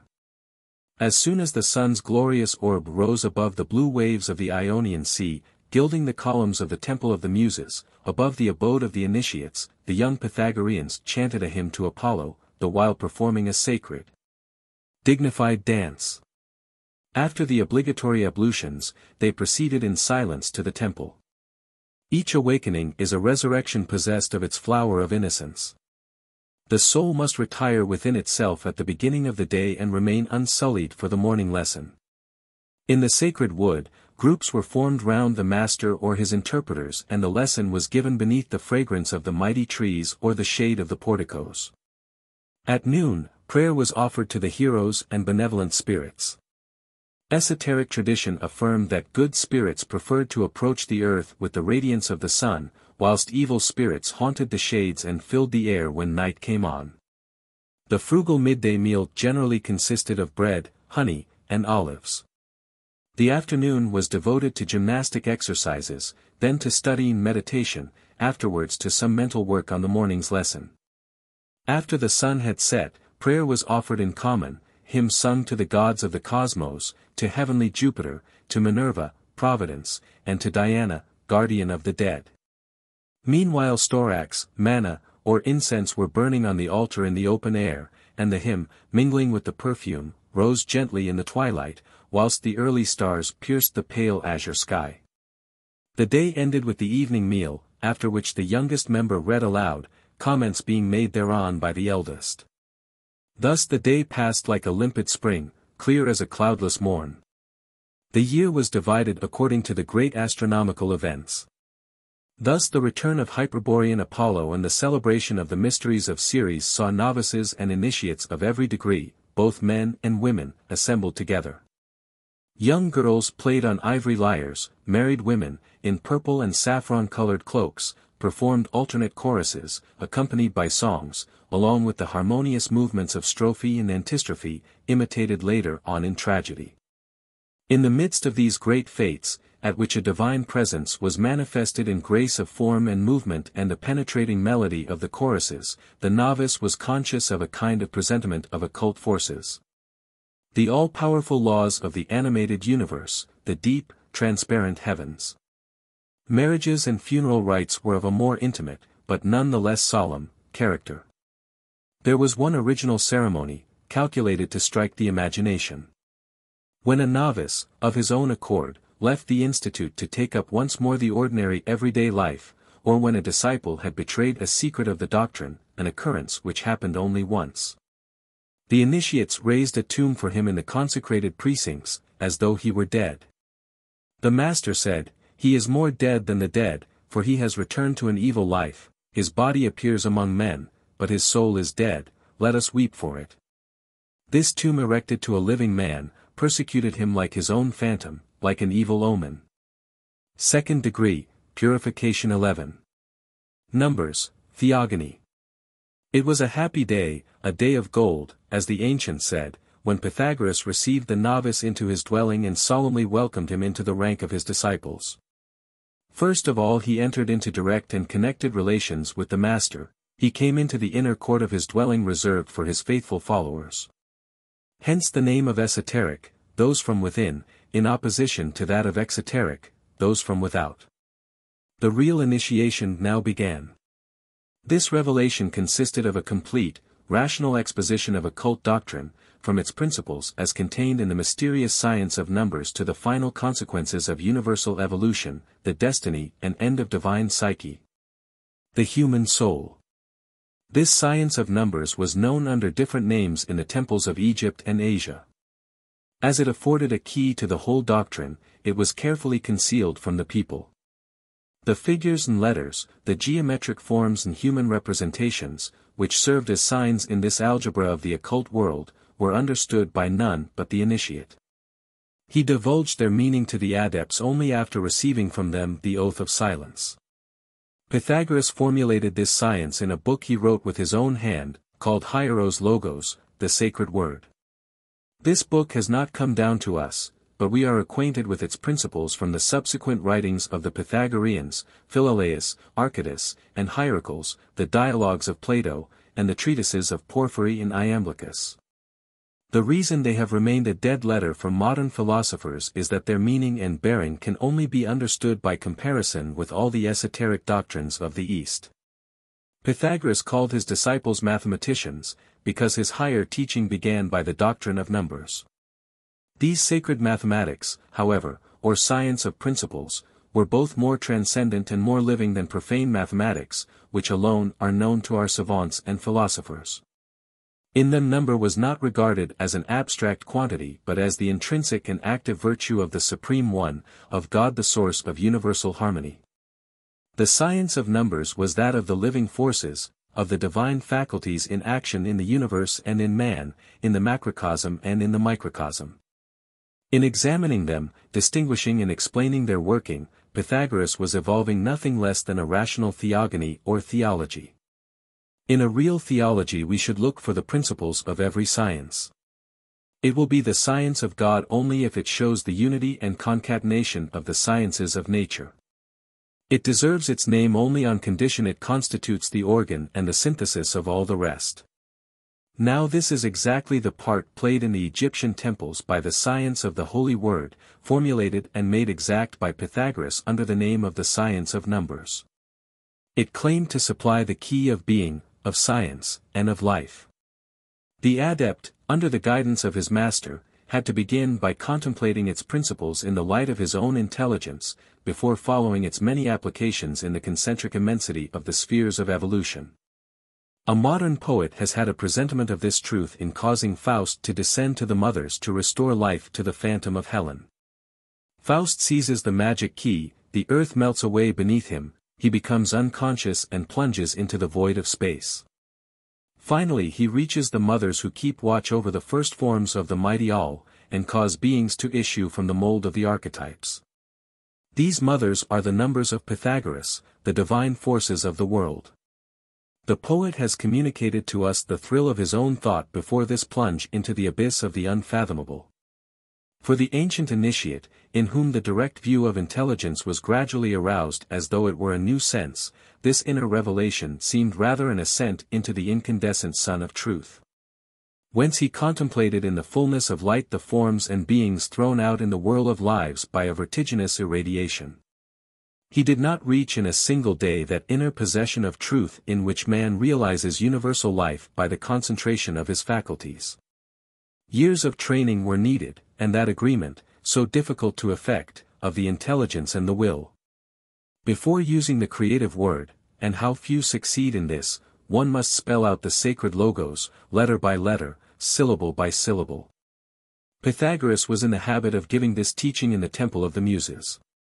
This temple had been built by the magistrates of Croton at his express request and according to his plans, in an enclosed garden near his abode. The disciples of the second degree came there alone with the master. Inside this circular temple were the marble statues of the 9 Muses. Standing in the center the solemn and mysterious Hestia, covered with a veil, kept watch. Her left hand afforded protection to the fire on the hearth, whilst with her right she pointed to heaven. Both Greeks and Romans looked upon Hestia, or Vesta, as the guardian of the divine principle present in all things. The soul of sacred fire, she has her altar in the temple of Delphi, at the Prytaneum of Athens, as well as on the humblest hearth. In the sanctuary of Pythagoras she symbolized divine and central science, or theogony. In a circle around her, the esoteric muses bore, in addition to their traditional and mythological names, that of the occult sciences and sacred arts of which they had the guardianship. Urania presided over astrology and astronomy. Polyhymnia over the science of souls in the other life and the art of divination, Melpomene, with her tragic mask, over the science of life and death, of transformations and rebirths. These 3 superior muses constituted together the cosmogony, or heavenly physics. Calliope, Clio, and Euterpe presided over the science of man, or psychology, with its corresponding arts, medicine, magic, and moral philosophy. The last group, Terpsichore, Erato, and Telea, embraced terrestrial physics, the science of elements, stones, plants, and animals. Thus at a glance the organism of the sciences, following that of the universe, appeared to the disciple in the living circle of the Muses, illumined by the divine flame. After leading his disciples into this small sanctuary, Pythagoras opened the book of the Word, and began his esoteric teaching. These Muses, he said, are only the earthly images of the divine powers whose immaterial and sublime beauty you will contemplate each one in himself. Just as they have their eyes fixed upon the fire of Hestia, from which they spring and which gives them movement, rhythm, and melody, so you must plunge into the central fire of the universe, into the divine spirit, to mingle with it in its visible manifestations. Then with bold, powerful hand, Pythagoras carried away his disciples from the world of forms and realities. He effaced time and space and took them with him down into the great monad, into the presence of the increate being. Pythagoras called it the first one in which existed harmony, the masculine fire traversing everything, the spirit which moves by itself, the indivisible and mighty non-manifested of which the ephemeral worlds manifest the creative thought. The only, the eternal, the unchangeable, concealed beneath the many things which pass away and change. Essence in itself escapes man, said Philolaus, the Pythagorean. He knows only the things of this world in which the finite combines with the infinite. And how can he know them? For between things and himself there is a harmony and relation, a common principle, and this principle is given them by the one who gives to them along with their very essence, measure and intelligibility. It is the common measure between subject and object, the reason of things by which the soul participates in the final reason of the one, 12. But how can one approach it, the inconceivable being? Has any one ever seen the master of time, the soul of the suns, the spring of intelligences? No, and it is only by mingling with it that one penetrates its essence. It is like an invisible fire placed in the center of the universe, its nimble flame circulating throughout the worlds and moving the circumference. He added that it was the work of initiation to draw near the great being, by resembling it, by making oneself as perfect as possible, dominating things by intelligence, thus becoming active like it, and not passive like them. Is not your being, your soul, a microcosm, a small universe? Still, it is full of storm and discord.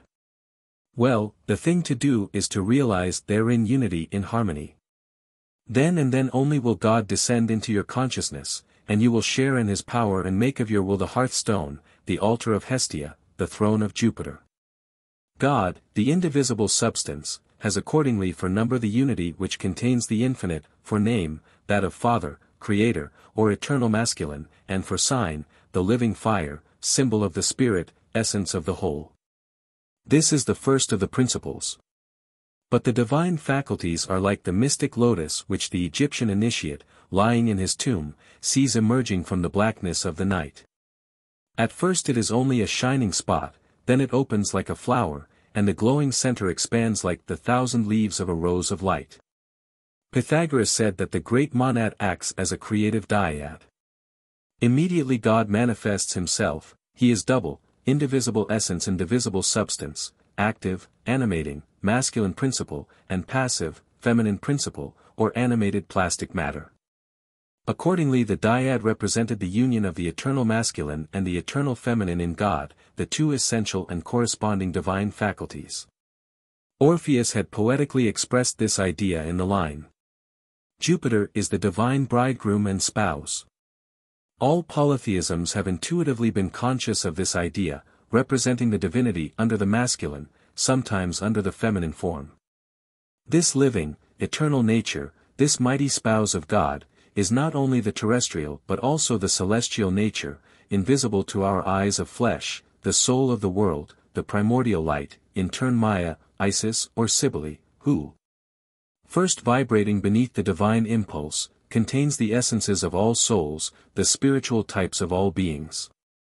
Then it is Demeter, the living earth, and all earths with the bodies they enfold in which these souls have come to be incarnated. Afterwards it is woman, the companion of man. In humanity woman represents nature, and the perfect image of God is not man alone, but man and woman. Hence their invincible and fascinating, their fatal attraction, the intoxication of love, in which the dream of infinite creations has play. And the dim presentiment that the eternal masculine and the eternal feminine enjoy perfect union in the bosom of God. Honor be to woman, on earth as in heaven, said Pythagoras and all the initiates of old. She enables us to understand that mighty woman, nature. May she be the sanctified image of nature and help us to mount gradually to that great soul of the world which gives birth, preserves and renews, to divine Cybele who bears along the people of souls in her mantle of light. The monad represents the essence of God, the dyad, his generative and reproductive faculty. The latter brings the world into being, the visible unfolding of God in time and space. Now the real world is triple. For just as man is composed of three elements, which are distinct though blended in one another, body, soul, and spirit, so the universe is divided into three concentric spheres, the natural, the human, and the divine world. The triad or ternary law is accordingly the constitutive life of things and the real key to life. It is met with at every step on the ladder of life, from the constitution of the organic cell through the physiological constitution of the animal body, the working of the blood and the cerebrospinal systems. Right on to the superphysical constitution of man, to that of the universe and of God. Thus, as by enchantment, it opens up to the amazed spirit the inner structure of the universe, shows the infinite correspondences of the microcosm and the macrocosm. It acts like a light, passing into things to make them transparent, lighting up small and great worlds like so many magic lanterns. Let us explain this law by the essential correspondence of man with the universe. Pythagoras affirmed that the mind of man, or the intellect, takes from God its immortal and invisible, its absolutely active, nature. For the mind is that which moves itself. He defined the body as being its mortal, divisible, and passive part, and thought that what we call soul is closely united to the mind, though formed of a third intermediate element, coming from the cosmic fluid. The soul, therefore, resembles an ethereal body which the spirit weaves and builds for itself. Without this ethereal body, the material body could not be purified, it would be only an inert and lifeless mass. 13. The soul possesses a form like that of the body it vivifies, and which it survives after dissolution or death.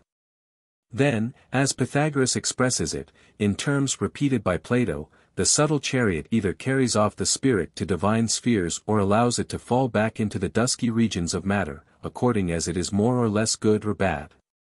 The constitution and evolution of man is repeated in ever-increasing circles over the whole scale of beings and in every sphere. Just as the human psyche struggles between the spirit which attracts and the body which holds it back, so also humanity evolves between the natural and animal world into which it plunges by reason of its earthly roots, and the divine world of pure spirits, its heavenly source, towards which it aspires to rise. And what happens in humanity happens in all lands and solar systems in ever-differing proportions, ever new modes.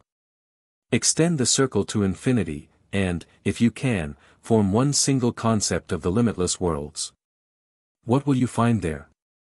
The creative thought, the astral fluid, and worlds in evolution, the spirit, soul, and body of divinity. Raising veil after veil and fathoming the faculties of this divinity itself, you will there see triad and dyad clothing themselves in the dull depths of the monad, like an efflorescence of stars in the abyss of immensity. From this rapid outline some estimate may be formed of the great importance Pythagoras attached to the ternary law, which may be said to form the cornerstone of esoteric science. All the mighty religious initiators have been conscious of it, every theosophist has had a presentiment of the same. An oracle of Zoroaster says as follows. The number 3 reigns everywhere in the universe. The monad is its principle. The incomparable merit of Pythagoras consists in having formulated it with all the clearness of Greek genius. He made of it the center of his theogony and the foundation of the sciences. Already veiled in the exoteric writings of Plato, though altogether misunderstood by subsequent philosophers, this conception, in modern times, has been comprehended by only a few rare initiates of the occult sciences. 14 Henceforth may be seen what a broad and solid basis the law of the universal ternary offered to the classification of sciences, and to the building up of cosmogony and psychology. Just as the universal ternary is concentrated in the unity of God or in the monad, so the human ternary is concentrated in the conscience of the ego and in the will which gathers together in its living unity all the faculties of body, soul, and spirit. The human and divine ternary, summed up in the monad, constitutes the sacred tetrad. But it is only relatively that man realizes his own unity. His will which acts over the whole of his being cannot, however, act fully and simultaneously in its 3 organs, i.e. in instinct, soul, and intellect. The universe and God himself appear to him only in turns, successively reflected by these 3 mirrors. 1. Seen through instinct and the kaleidoscope of the senses, God is multiple and as infinite as his manifestations. Hence polytheism where the number of the gods is unlimited. 2. Seen through the reasonable soul, God is double, i.e. matter and spirit. Hence the dualism of Zoroaster, the Manichaeans, and several other religions. 3. Seen through pure intellect, he is threefold, i.e. spirit, soul and body in all the manifestations of the universe. Hence the Trinitarian cults of India, Brahma, Vishnu and Shiva, and the Trinity of Christianity, Father, Son and Holy Ghost. 4. Conceived of by the will which sums up the whole, God is one, and we have the Hermetic monotheism of Moses in all its rigor. Here there is no longer personification or incarnation, we leave the visible universe and return to the Absolute. The Eternal alone rules over the world, now reduced to dust. The diversity of religions, accordingly, comes from the fact that man realizes divinity only through his own being which is relative and finite, whilst God is continually realizing the unity of the 3 worlds in the harmony of the universe. This final application would alone demonstrate the, in some way, magic virtue of the tetragram in the order of ideas. In it was found not only the principles of the sciences, the law of beings and their mode of evolution, but also the very reason of the different religions and their superior unity. This was in reality the universal key. Hence the enthusiasm with which Lysis speaks of it in the Golden Verses.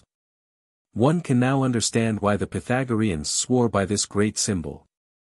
I swear it by him who has transmitted into our souls the sacred quaternion, the source of nature, whose cause is eternal.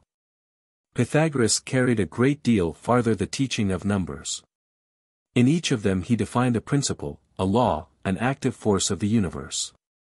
He said, however, that the essential principles are contained in the first 4 numbers, since all the others are formed by adding or multiplying them. In the same way the infinite variety of beings composing the universe is produced by the combinations of the 3 primordial forces, matter, soul, spirit, under the creating impulse of the divine unity which mingles and differentiates, concentrates and separates. Along with the chief masters of esoteric science, Pythagoras attached great importance to the numbers 7 and 10. 7, the compound of 3 and 4, signifies the union of man and divinity. It is the figure of the adepts, of the great initiates, and, since it expresses the complete realization in all things through 7 degrees, it represents the law of evolution. The number 10, formed by the addition of the first 4 numbers, and containing the former number, is the perfect number, par excellence, for it represents all the principles of divinity, evolved and reunited in a new unity. On finishing the teaching of his theogony, Pythagoras showed his disciples the 9 muses, personifying the sciences, grouped 3 by 3, presiding over the triple ternary evolved in 9 worlds, and forming, along with Hestia, the divine science, guardian of the primordial fire, the sacred decad. 3rd degree, perfection 15. Cosmogony and psychology. The evolution of the soul. The disciple had received the principles of science from his master. This first initiation had dispelled the dense scales of matter which covered the eyes of his spirit. Tearing away the shining veil of mythology, it had removed him from the visible world to cast him blindly into boundless space and plunge him into the sun of intelligence, whence truth beams forth over the 3 worlds. The science of numbers, however, was nothing but the beginning of the great initiation. Armed with these principles, he had now to descend the heights of the absolute and plunge into the depths of nature, there to lay hold of the divine thought in the formation of things and the evolution of the soul through the worlds. Esoteric cosmogony and psychology touched the greatest mysteries of life as well as dangerous and jealously guarded secrets of the occult arts and sciences. For this reason Pythagoras loved to give these lessons, when the profane light of day had disappeared, at night by the seaside, on the terraces of the Temple of Ceres, before the gentle murmur of the Ionian Sea with its melodious cadence, and beneath the distant phosphorescence of the starry cosmos. Or else in the crypts of the sanctuary where a gentle steady light was given by Egyptian lamps of naphtha. Female initiates were present at these night meetings. At times, priests or priestesses from Delphi or Eleusis came to confirm the master's teachings by relating their experiences or through the lucid words of clairvoyant sleep. The material and the spiritual evolution of the world are 2 inverse movements, though parallel and concordant along the whole scale of being. The one can be explained only by the other, and, considered together, they explain the world. Material evolution represents the manifestation of God in matter by the soul of the world which works out matter. Spiritual evolution represents the working out of consciousness in the individual monads and their attempts, through the cycle of lives, to rejoin the divine spirit from which they emanate. To see the universe from the physical or from the spiritual point of view is not considering something different, it is looking at the world by the 2 opposite ends. From the terrestrial point of view, the rational explanation of the world ought to begin by material evolution, for it is this side of it which appears to us. But by enabling us to see the work of the universal spirit in matter and to follow up the development of the individual monads, it insensibly leads on to the spiritual point of view and causes us to pass from the without to the within of things. From the reverse of the world to its face side. This, at any rate, was the procedure of Pythagoras, who regarded the universe as a living being, animated by a great soul and filled with a mighty intelligence. The second part of his teaching began with the cosmogony. If we relied on the divisions of the heavens we find in the exoteric fragments of the Pythagoreans, this astronomy would be similar to that of Ptolemy. The earth motionless and the sun with the planets and the whole of the firmament turning round it. The very principle of this astronomy, however, warns us that it is purely symbolical. In the center of his universe Pythagoras places fire, of which the sun is only a reflection. Now in the whole of Eastern esotericism, fire is the representative sign of spirit, of divine, universal consciousness. What our philosophers generally take as the natural philosophy of Pythagoras and Plato is accordingly nothing else than an image description of their secret philosophy, clear and light-giving to initiates. But all the more impenetrable by the mass of people as it was considered to be simple natural philosophy. We must consequently seek therein a kind of cosmography of the life of souls and nothing else.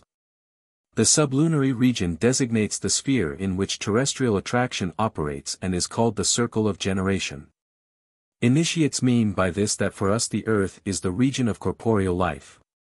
Here take place all the operations accompanying the incarnation and disincarnation of souls. The sphere of the 6 planets and of the sun responds to ascending categories of spirits.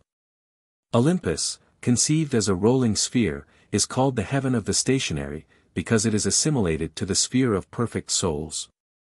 This infantile astronomy accordingly masks a conception of the spiritual universe. Everything, nevertheless, inclines us to believe that the initiates of old, and especially Pythagoras, had far more correct notions of the physical universe. Aristotle positively affirms that the Pythagoreans believed in the movement of the earth around the sun. Copernicus asserts that the idea of the rotation of the earth on its axis came to him whilst reading, in Cicero, that a certain Hysidas of Syracuse had spoken of the daily motion of the earth. Pythagoras taught the double movement of the earth to his disciples of the 3rd degree. Without having the exact measurements of modern science, he knew, as did the priests of Memphis, that the planets which come from the sun turn around it. That the stars are so many solar systems governed by the same laws as ours, and that each has its place in the immense universe. He also knew that each solar world forms a small universe which has its correspondence in the spiritual world and its own heaven. The planets serve to mark the scale thereof. Still, these notions which would have overthrown popular mythology, and would have been set down by the people as sacrilegious, were never entrusted to popular writing. They were taught only under the seal of profound secrecy. 16. The visible universe, said Pythagoras, the heavens with all their stars, are only a passing form of the soul of the world. Of the great Maya who concentrates the scattered matter in the infinitudes of space and then dissolves it and scatters it in an imponderable cosmic fluid. Each solar vortex possesses a fragment of this universal soul, which evolves in its bosom for millions of centuries with a special force of impulse and measure. As regards the powers and kingdoms, the species and the living souls which appear successively in the constellations of this little world, they come from God, descending from the Father. That is to say, they emanate from an immutable and superior spiritual order, as well as from a former material evolution, I mean an extinct solar system. Of these invisible powers, some, which are altogether immortal, direct the formation of this world, the others await its unfolding in cosmic sleep or in divine dream, to return into visible generations. According to their rank and in obedience to eternal law. All the same, the solar soul and its central fire, moved directly by the great monad, works the matter into a state of fusion. The planets are daughters of the sun. Each of them, elaborated by the forces of attraction and rotation inherent in matter, is endowed with a semi-conscious soul issuing from the solar soul. It has its distinct character, its special role in evolution. As each planet is a different expression of the thought of God, as it exercises a special function in the planetary chain. The ancient sages have identified the names of the planets with those of the great gods who represent the divine faculties in action in the universe. The 4 elements, of which the constellations and all beings are formed, designate 4 graduated states of matter. The first, being the densest, is the one most refractory to spirit. The last, being the most refined, shows great affinity for spirit. Earth represents the solid state, water, the liquid state, air, the gaseous state, and fire, the imponderable state. The 5th, the etheric element, represents a state of matter so fine and vivid that it is no longer atomic, and possesses the property of universal penetration. It is the original, cosmic fluid, the astral light or soul of the world. Afterwards Pythagoras spoke to his disciples of the earth's revolutions, according to the traditions of Egypt and Asia. He knew that the earth, in a state of fusion, was first surrounded by a gaseous atmosphere which, becoming liquefied by successive coolings, had formed the seas. As was his wont, he summed up this idea metaphorically by saying that the seas were produced by the tears of Saturn, cosmic time. And now the kingdoms appear, and invisible germs, floating in the ethereal aura of the earth, whirl about in its gaseous robe and are then attracted to the deep bosom of the ocean and over the first continents that pierce their way to the surface. The vegetable and animal worlds, still in confusion, appear almost at the same time. Esoteric teachings admit of the transformation of animal species, not only in accordance with the secondary law of selection, but also by the primary law of the percussion of the earth by celestial powers, and of all living beings by intelligible principles and invisible forces.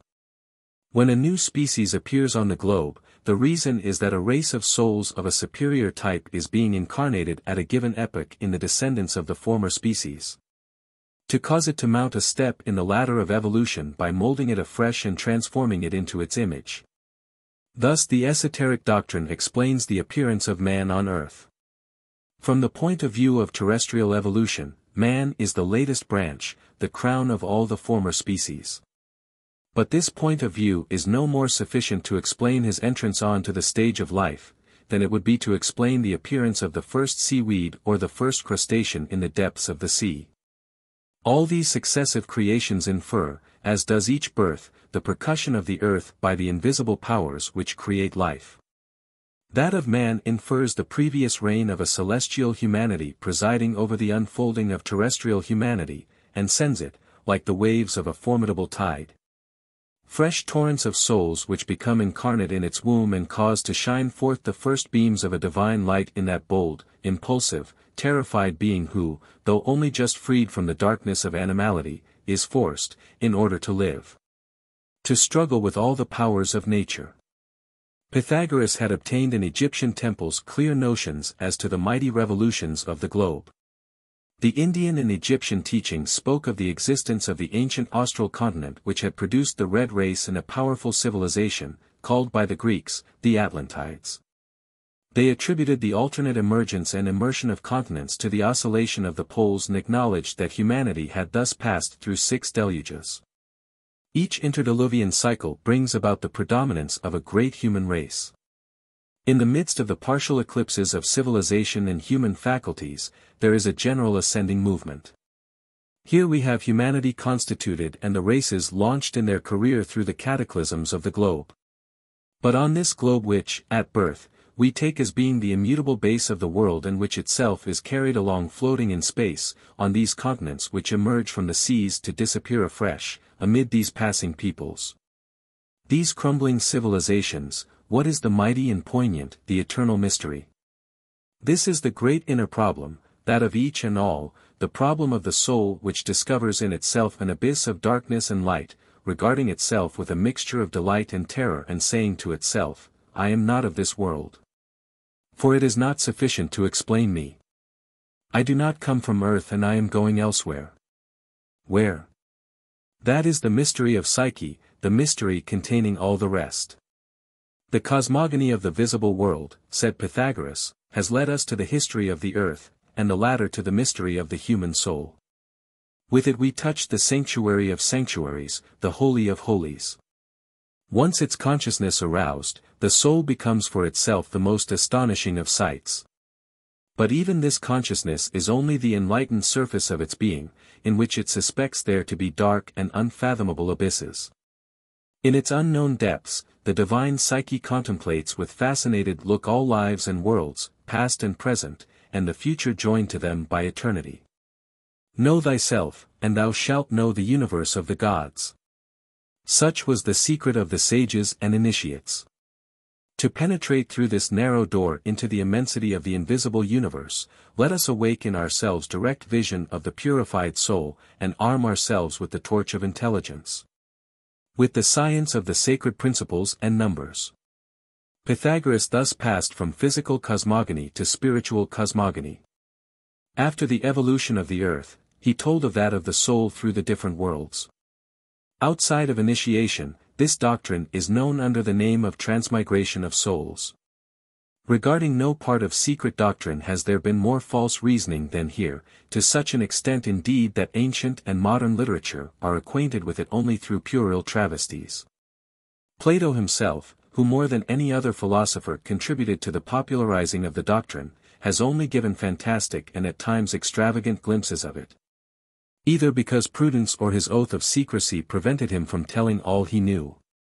Few now doubt the fact that it must have had for initiates a scientific aspect, opening up endless perspectives and affording divine consolation to the soul.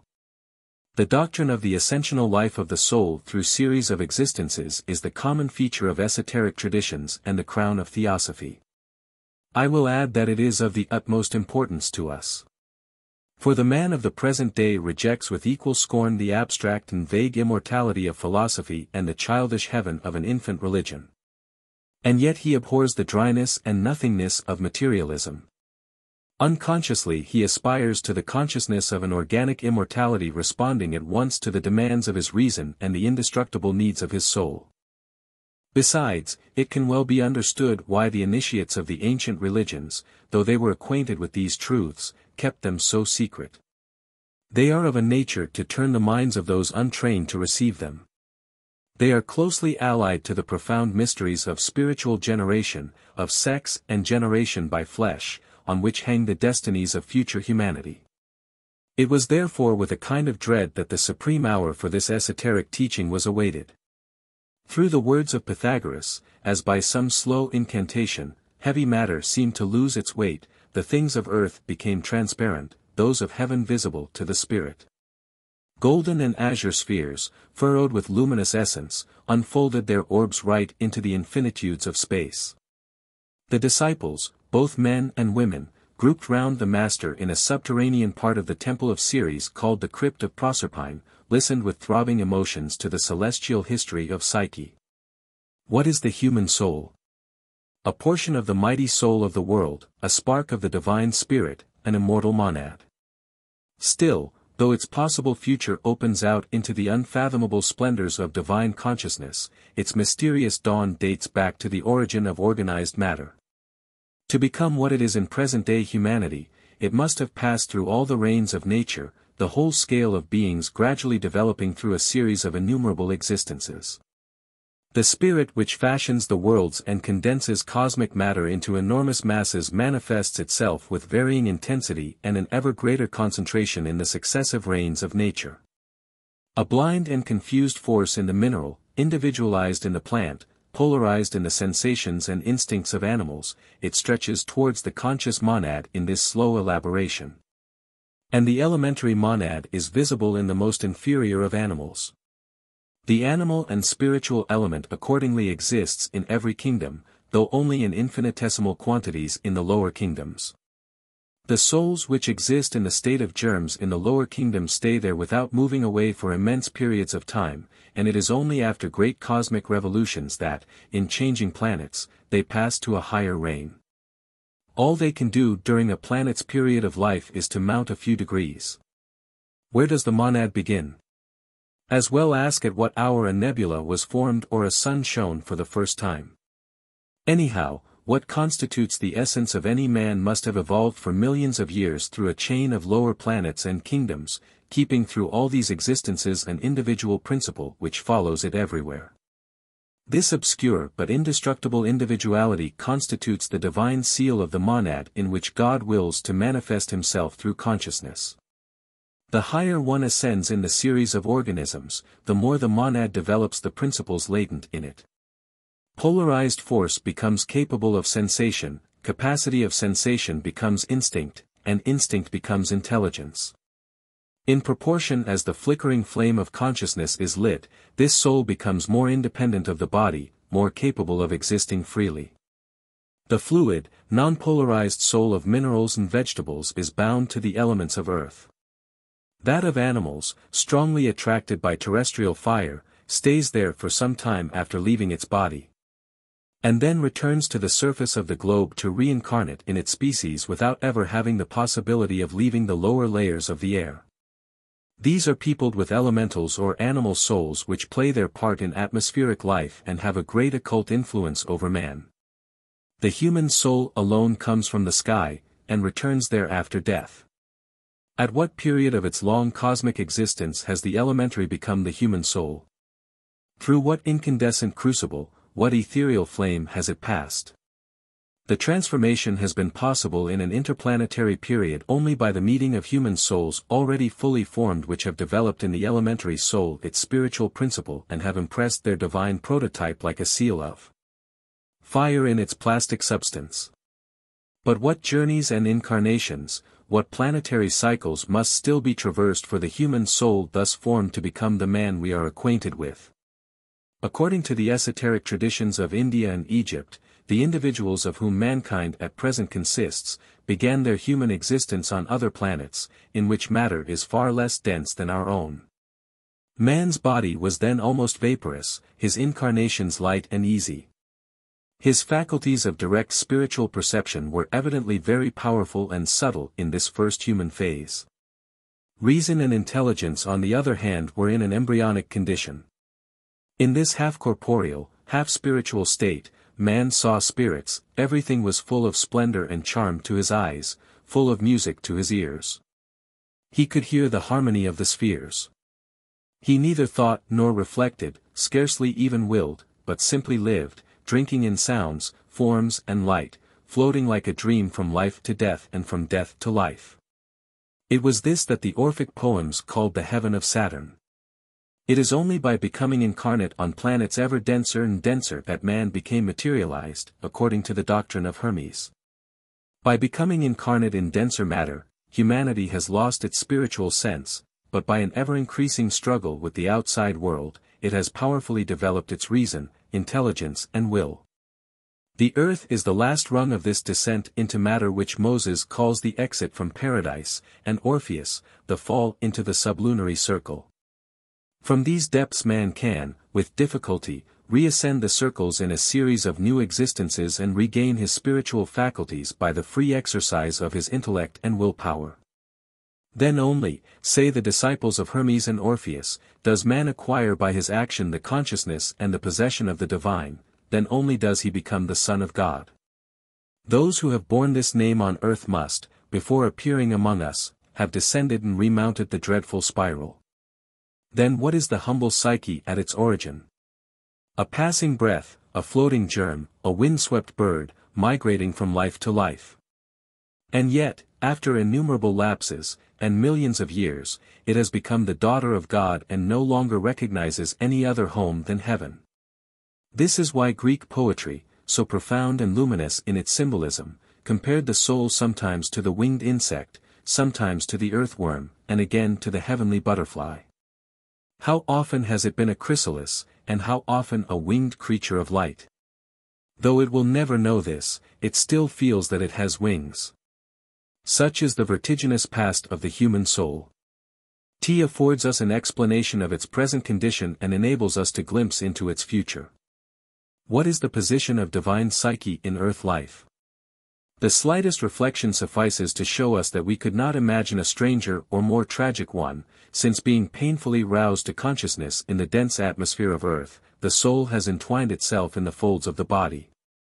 Only through it does the soul live, breathe, and think, and yet it is not the body. In proportion as it develops, it feels increasing within itself a quivering light, something invisible and immaterial which it calls its spirit, its conscience.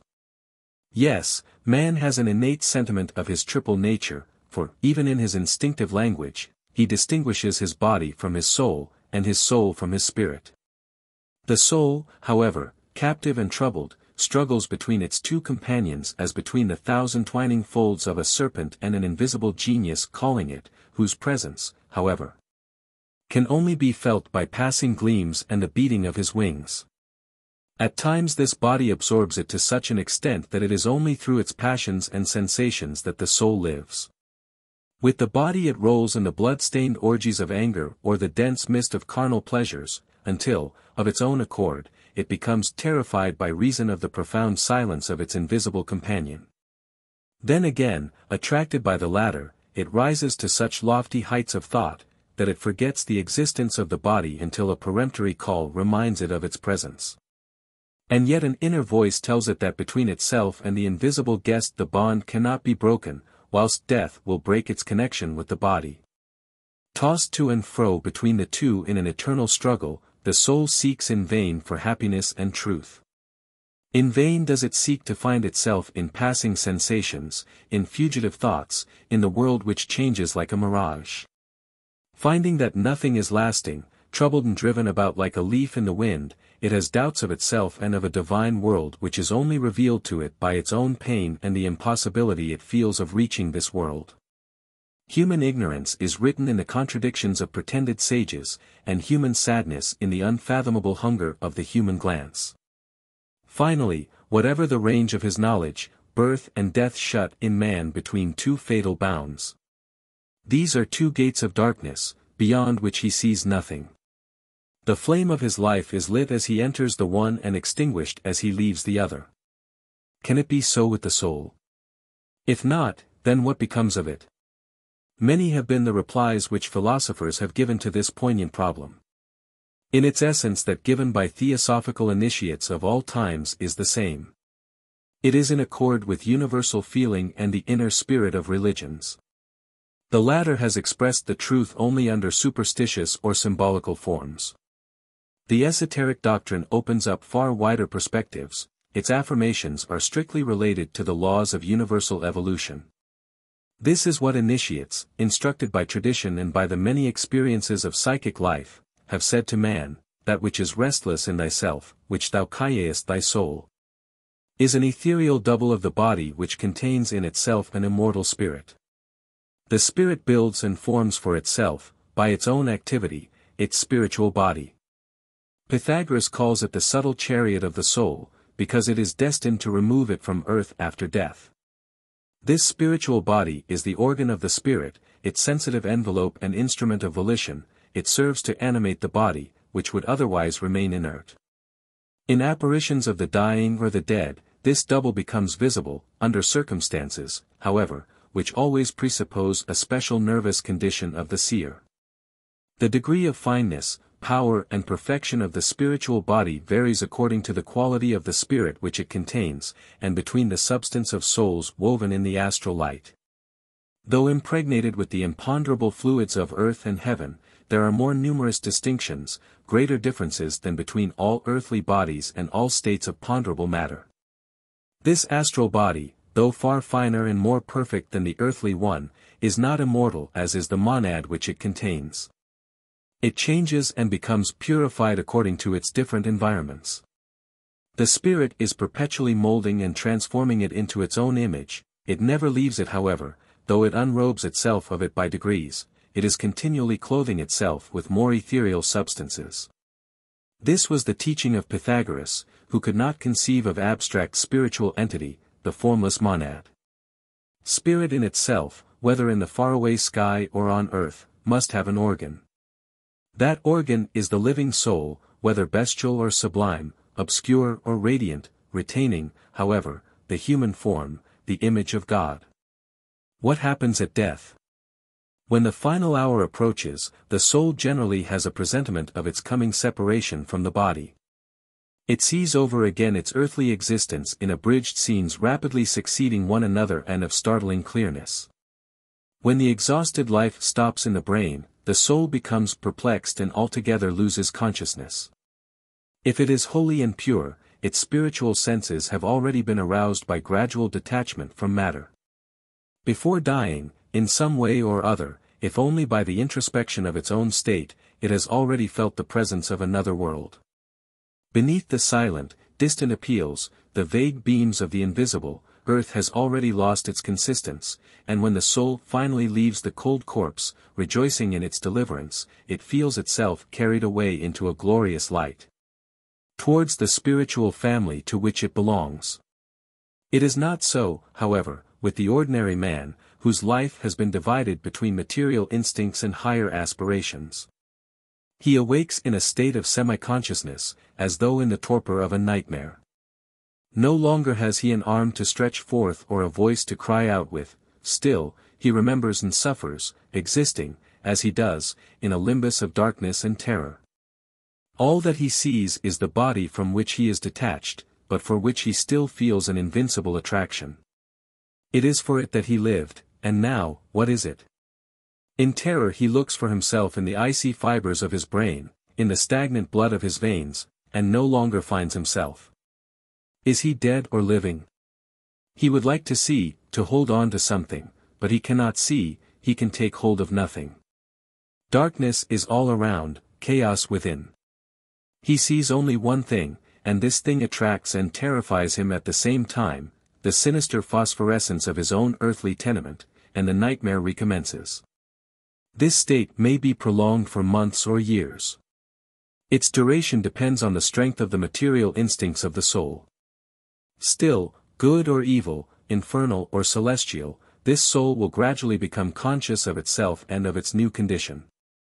Once free from its body, it will escape into the abysses of the terrestrial atmosphere, whose electric streams carry it here and there, and whose many-shaped inhabitants, wandering about, more or less like itself, it is beginning to perceive. Like fugitive flashes in a thick mist.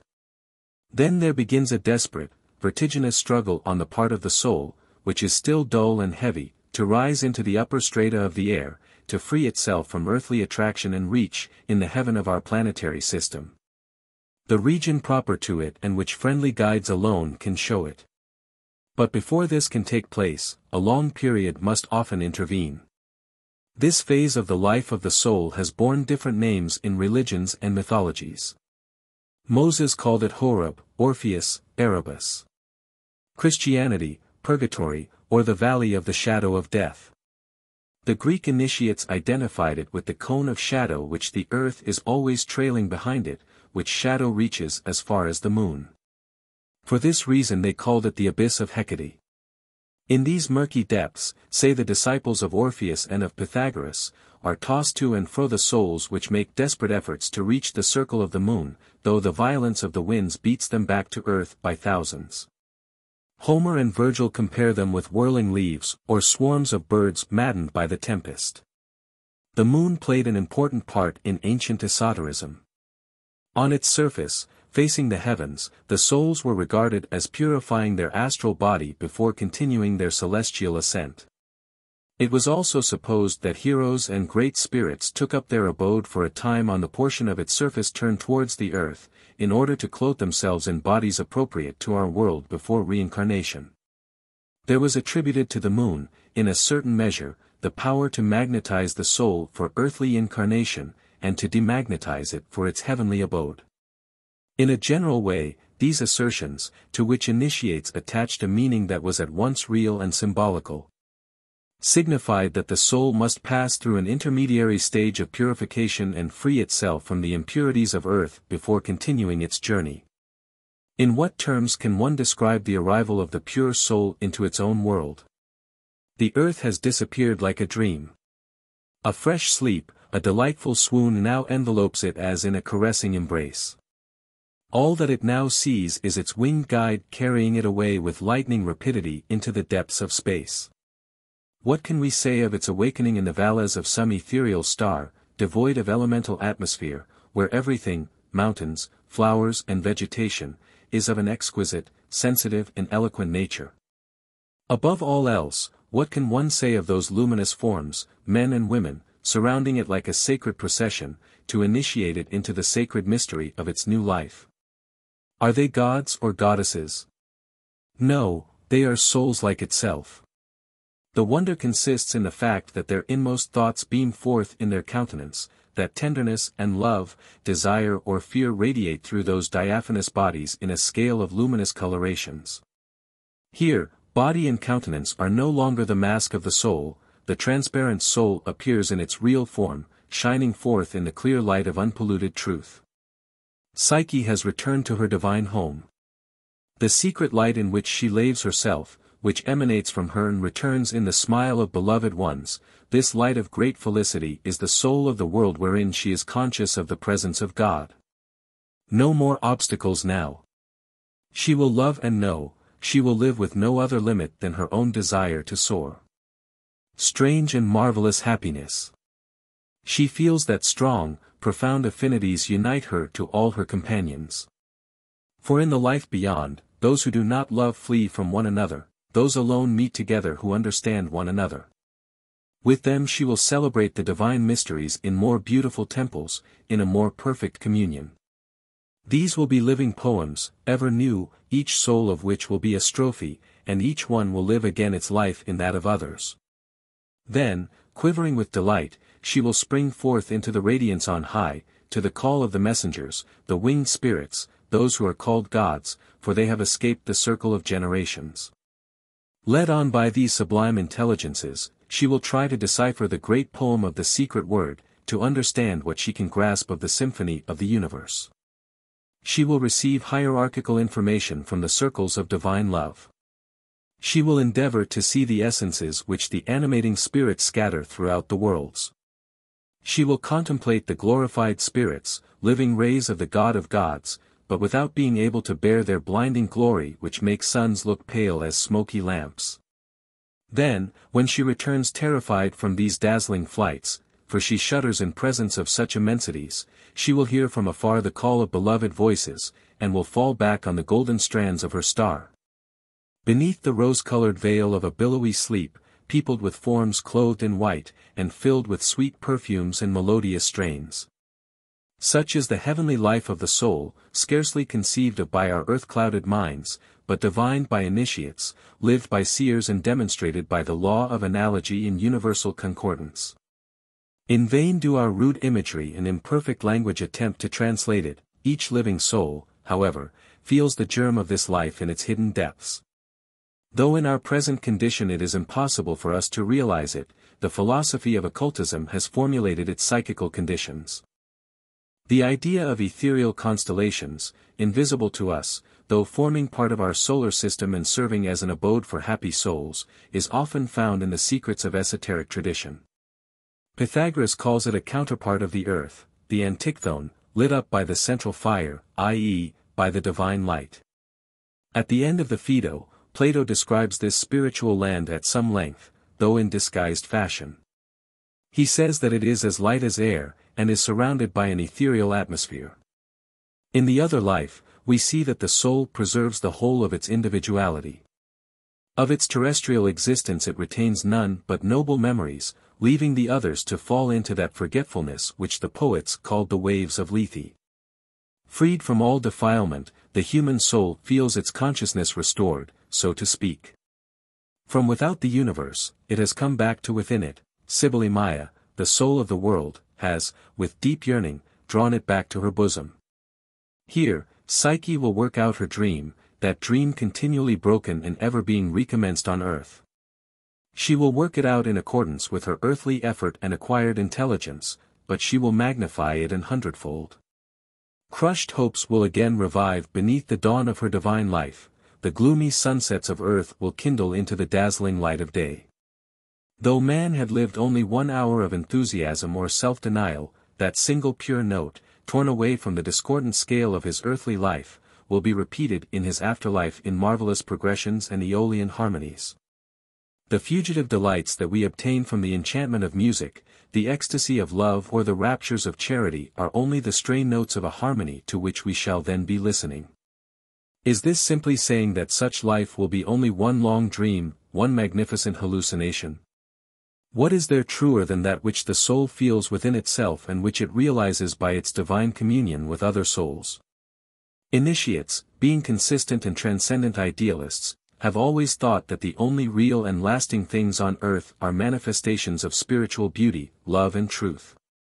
As the afterlife can have no other object than this truth, this beauty and this love for those who make them the object of their lives, they are convinced that heaven will be truer than earth. The heavenly life of the soul may last hundreds or thousands of years, according to its degree or strength of impulse. It belongs, however, only to the perfect, to the most sublime souls, to those which have passed beyond the circle of generations, to prolong it indefinitely. The latter have not only attained to temporary rest, but to immortal action in truth. They have created wings for themselves. Being light itself, they are inviolable, seeing across the worlds, they rule them. The rest are carried along by an inflexible law to reincarnation, in order to undergo a fresh trial, and to rise to a higher rung or to fall lower if they fail. The spiritual, like the terrestrial life, has its beginning, its apogee and its decline. When this life is exhausted, the soul feels itself overcome with heaviness, giddiness and melancholy. An invincible force once again attracts it to the struggles and sufferings of earth. This desire is mingled with terrible dread and a mighty grief at leaving divine life. But the time has come, the law must be obeyed. The heaviness increases, a sensation of dimness is felt.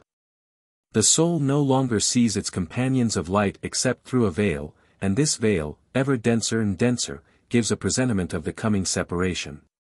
It hears their sad farewells. The tears of the blessed, the loved ones whom it is leaving, fall over it like heavenly dew which will leave in its heart the burning thirst of an unknown happiness. Then, with solemn oaths, it promises to remember the light when in the world of darkness, to remember truth when in the world of falsehood, and love when in the world of hatred. The return, the immortal crown, can only be acquired at this cost. It awakens in a dense atmosphere, ethereal constellation, diaphanous souls, oceans of light, all have disappeared. And now it is back on earth, in the abyss of birth and death. Nevertheless, it has not yet lost its celestial memory. The winged guide still visible to its eyes points out the woman who is to be its mother. The latter bears within her womb the germ of a child, but this germ will only live if the spirit comes in to animate it. Then for 9 months is accomplished the most impenetrable mystery of earthly life, that of incarnation and maternity. The mysterious fusion operates slowly but with perfect wisdom, organ by organ, fiber by fiber. Accordingly, as the soul plunges into that warm cavern, which roars and swarms with life, in proportion as it feels itself caught up in the meanderings of the viscera with their 1,000 recesses and folds, the consciousness of its divine life becomes effaced and dies out. For between it and the light above are interposed waves of blood and tissues of flesh, crushing it and filling it with darkness. This distant light is already nothing more than a dying flicker. Finally, a terrible pang compresses it in a vice. A bloody convulsion tears it from the mother soul and fastens it down into a throbbing, palpitating body. The child is born, a pitiful image of earth, and he cries aloud with fright. The memory of the celestial regions, however, has returned to the occult depths of the unconscious. It will only be revived either by knowledge or by pain, by love or by death. Accordingly, the law of incarnation and disincarnation unfolds to us the real meaning of life and death. It constitutes the principal phase in the evolution of the soul, enabling us to follow it backwards and forwards right into the depths of nature and divinity. For this law reveals to us the rhythm and measure, the reason and object of the soul's immortality. From being abstract or fantastic, it makes it living and logical by showing the correspondences of life and death. Terrestrial birth is death from the spiritual point of view, and death is a celestial resurrection. The alternation of both lives is necessary for the development of the soul, and each of them is at once the consequence and the explanation of the other. Whosoever is imbued with these truths is at the very heart of the mysteries, at the center of initiation. But, we shall be asked, what is there to prove for us the continuity of the soul, of the monad, the spiritual entity through all these existences, since it loses the memory of them in succession? What is there to prove, we shall reply, the identity of your person during waking existence and during sleep. You wake up every morning from a state as strange, as inexplicable as death. You rise from this condition of nothingness to return to it again at night. Was it nothingness? No, for you have been dreaming, and your dreams have been as real to you as the reality of the waking state. A change in the physiological conditions of the brain has modified the relations of soul and body and displaced your psychical point of view. You were the same individual, but you found yourself in another environment, and living another existence.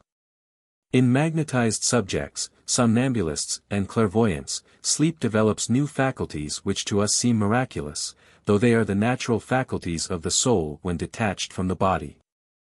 Once aroused, these clairvoyants no longer remember what they have seen, said or done during their lucid sleep, but they remember perfectly well in one sleep what happened in the previous one.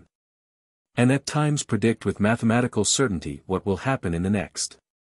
They have, then, two consciousnesses as it were, two alternate lives entirely distinct from one another, but each of which has its own rational continuity. They roll themselves round the same individuality like cords of different colors round an invisible thread.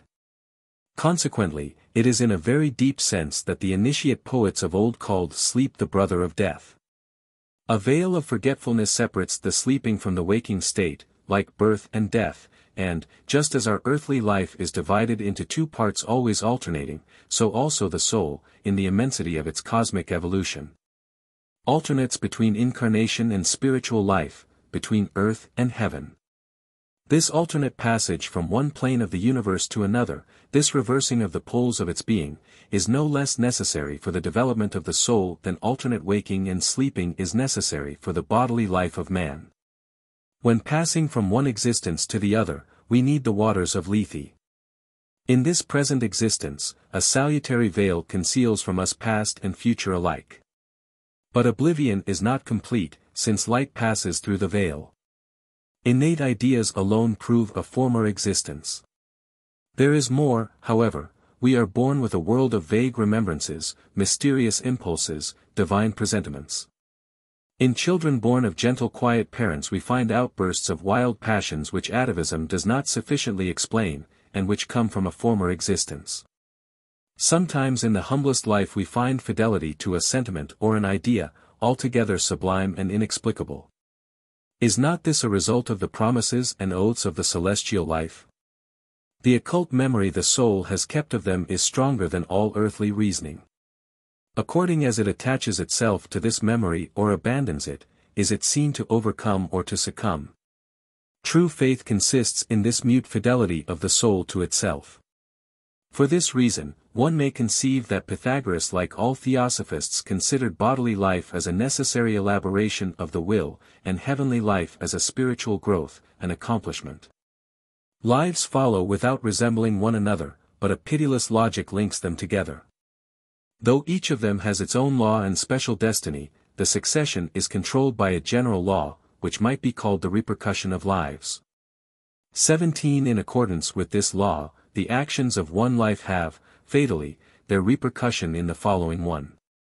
Not only will man be born again with the instincts and faculties he has developed in his preceding incarnation, but the very manner of his existence will be largely determined by the good or bad use he has made of his liberty in the preceding life. There is no word or action which has not its echo in eternity, says a proverb. According to esoteric doctrine, this proverb is literally applied from one life to another.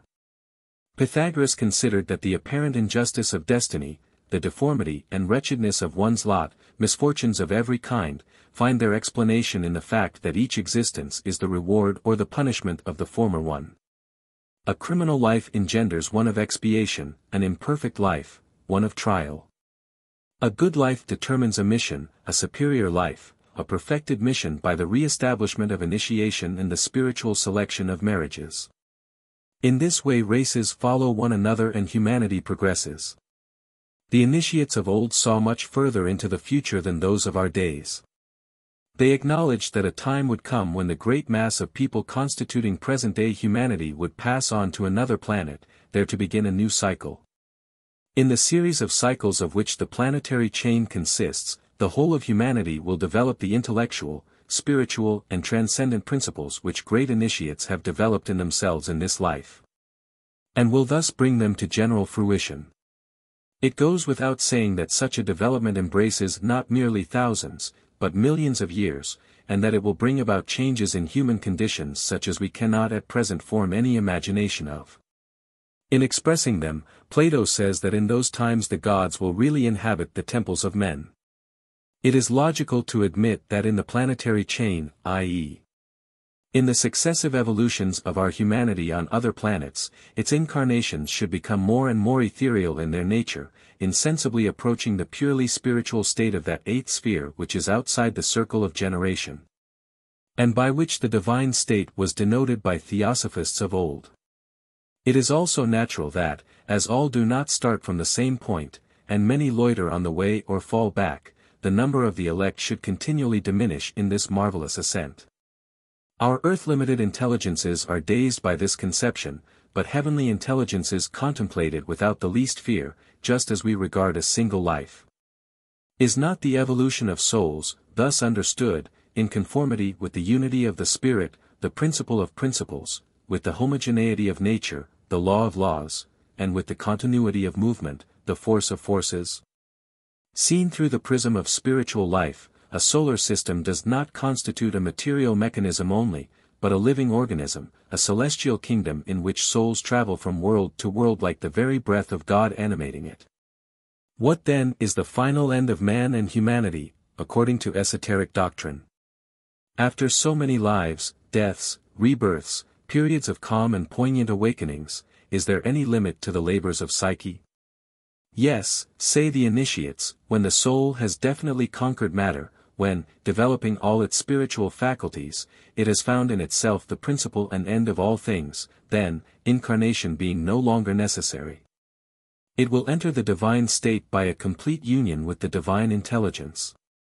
Since we have scarcely any presentiment of the spiritual life of the soul after each earthly life, how shall we form any idea of this perfect life which must follow the whole series of its spiritual existences? This heaven of heavens will be to all former happiness as the ocean is to a river. In the mind of Pythagoras, the apotheosis of man was not a plunge into unconsciousness, but rather creative activity in supreme consciousness. The soul which has become pure spirit does not lose its individuality, but rather perfects it as it rejoins its archetype in God. It remembers all its former existences, which it regards as so many ladders to reach the point at which it embraces and penetrates the universe. In this state, man is no longer man, as Pythagoras said, but demigod. For in his entire being he reflects the ineffable light with which God fills immensity. For him, knowledge is power, love is creation, being is radiating truth and beauty. Is this a definite limit? Spiritual eternity has other measures than solar time, though it, too, has its stages, norms, and cycles. They entirely transcend human conception, however. Still, the law of progressive analogy in the ascending scale of nature allows of our affirming that the spirit, once it has reached this sublime state, can no longer return, that though the visible worlds change and pass away, the invisible world, which is its raison d'etre, its source and basis, and of which the divine psyche forms a part, is immortal. It was in such a brilliant perspective that Pythagoras ended the history of the divine psyche. The last word had died away on the lips of the sage, but the meaning of that incommunicable truth remained suspended in the motionless air of the crypt. Each listener believed that Tai had finished the dream of lives, and was awaking to life in the mighty peace and boundless ocean of the one life. The naphtha lamps quietly lit up the statue of Persephone, standing there in the character of a heavenly reaper. They revived her symbolical history in the sacred frescoes of the sanctuary. At times, a priestess who had entered a state of ecstasy under the harmonious voice of Pythagoras seemed to incarnate in her attitude and the radiance of her countenance the unspeakable beauty of the vision she saw. Then, the disciples, seized with a thrill of religious emotion, looked on in silence. Soon, however, the master, with a slow commanding gesture, brought back to earth the inspired prophetess. By degrees the tension of her features was relieved, she sank back into the arms of her companions and fell into a profound lethargy, from which she awoke troubled and sorrowful, and apparently exhausted after her heavenly flight. Then, leaving the crypt they mounted to the gardens of Ceres just as morning was beginning to dawn over the sea, and the stars to disappear from mortal sight. Fourth degree, Epiphany. The adept. The woman initiate. Love and marriage. With Pythagoras we have now reached the summit of initiation in ancient times. From these heights the earth appears drowned in shadow, like a dying star. Sidereal perspectives open out, and the vision from on high, the epiphany of the universe 18 is unfolded before one's wondering gaze in its entirety. The object of his instruction, however, was not the absorption of man in contemplation or ecstasy. The Master had brought his disciples into the unmeasurable regions of the cosmos, plunging them into the abyss of the invisible. After this terrifying journey, the true initiates were to return to earth better, stronger and more prepared for the trials of life. The initiation of the intelligence was to be followed by that of the will, the most difficult of all. The disciple had now to become imbued with truth in the very depths of his being, to put it into practice in everyday life. To attain to this ideal, one must, according to Pythagoras, unite three kinds of perfection: the realization of truth in intelligence, of virtue in soul, and of purity in body. This latter was to be maintained by a prudent system of hygiene and a well-balanced chastity. This was demanded not as an end but as a means to an end. All bodily excesses leave marks, impurities, so to speak, in the astral body, the living organism of the soul, and consequently in the mind. For the astral body participates in all the acts of the physical body. Indeed, it is the former which gives effect to them, the material body being, without it, nothing but an inert mass. Accordingly the body must be pure for the soul to be pure also. Then the soul, continually enlightened by the intelligence, must acquire courage, self-denial, devotion and faith, in a word, virtue, by which a second nature must be made to replace the first. Finally, the intellect must reach wisdom through knowledge, so that in everything it may be able to distinguish good from evil and see God in the smallest of beings as well as in the immensity of worlds. On reaching these heights, man becomes an adept, and, if he possesses sufficient energy, he enters into possession of new faculties and powers. The inner senses of the soul expand, and the senses of the body are dominated by the radiant will. His bodily magnetism, penetrated by the potency of his astral soul, electrified by his will, acquires an apparently miraculous power. At times he cures the sick by the laying on of hands or simply by his presence. His look alone often penetrates the thoughts of men. Sometimes, in the waking state, he sees events taking place afar off. 19 He acts at a distance by the concentration of thought and will on such persons as are attached to him by bonds of personal sympathy, causing his image to appear to them as though his astral body could be transported out of his material body. The appearance of the dying or the dead to their friends affords exactly the same phenomenon. The apparition however which the dying man or the soul of the dead man generally produces through an unconscious desire, in the last few moments of life or in the second death, is generally produced by the adept when in perfect health and consciousness. Still, he can only do this during sleep, and a sleep which is almost always of a lethargic nature. Finally, the adept feels himself as it were surrounded and protected by invisible beings, superior spirits of light, who lend him their strength and aid him in his mission. Adepts are rare, but even more rare are those who attain to this power. Greece knew but three: Orpheus at the dawn of Hellenism, Pythagoras at its apogee, and Apollonius of Tyana in its final decline. Orpheus was the mighty and inspired initiator of Greek religion. Pythagoras, the organizer of esoteric science and the philosophy of the schools; Apollonius, the moralizing Stoic and popular magician of the decadence. In all three, however, in spite of differences in degrees, there beams the divine ray, the mind passionately inflamed for the salvation of souls, indomitable energy clothed in gentleness and serenity. But do not draw too near these mighty, calm brows, a silent fire is beneath, the furnace of an ardent but ever-restrained will. Pythagoras accordingly represents to us an adept of the highest type, possessed of the scientific mind and cast in philosophic mold to which the spirit of modern times most nearly approaches.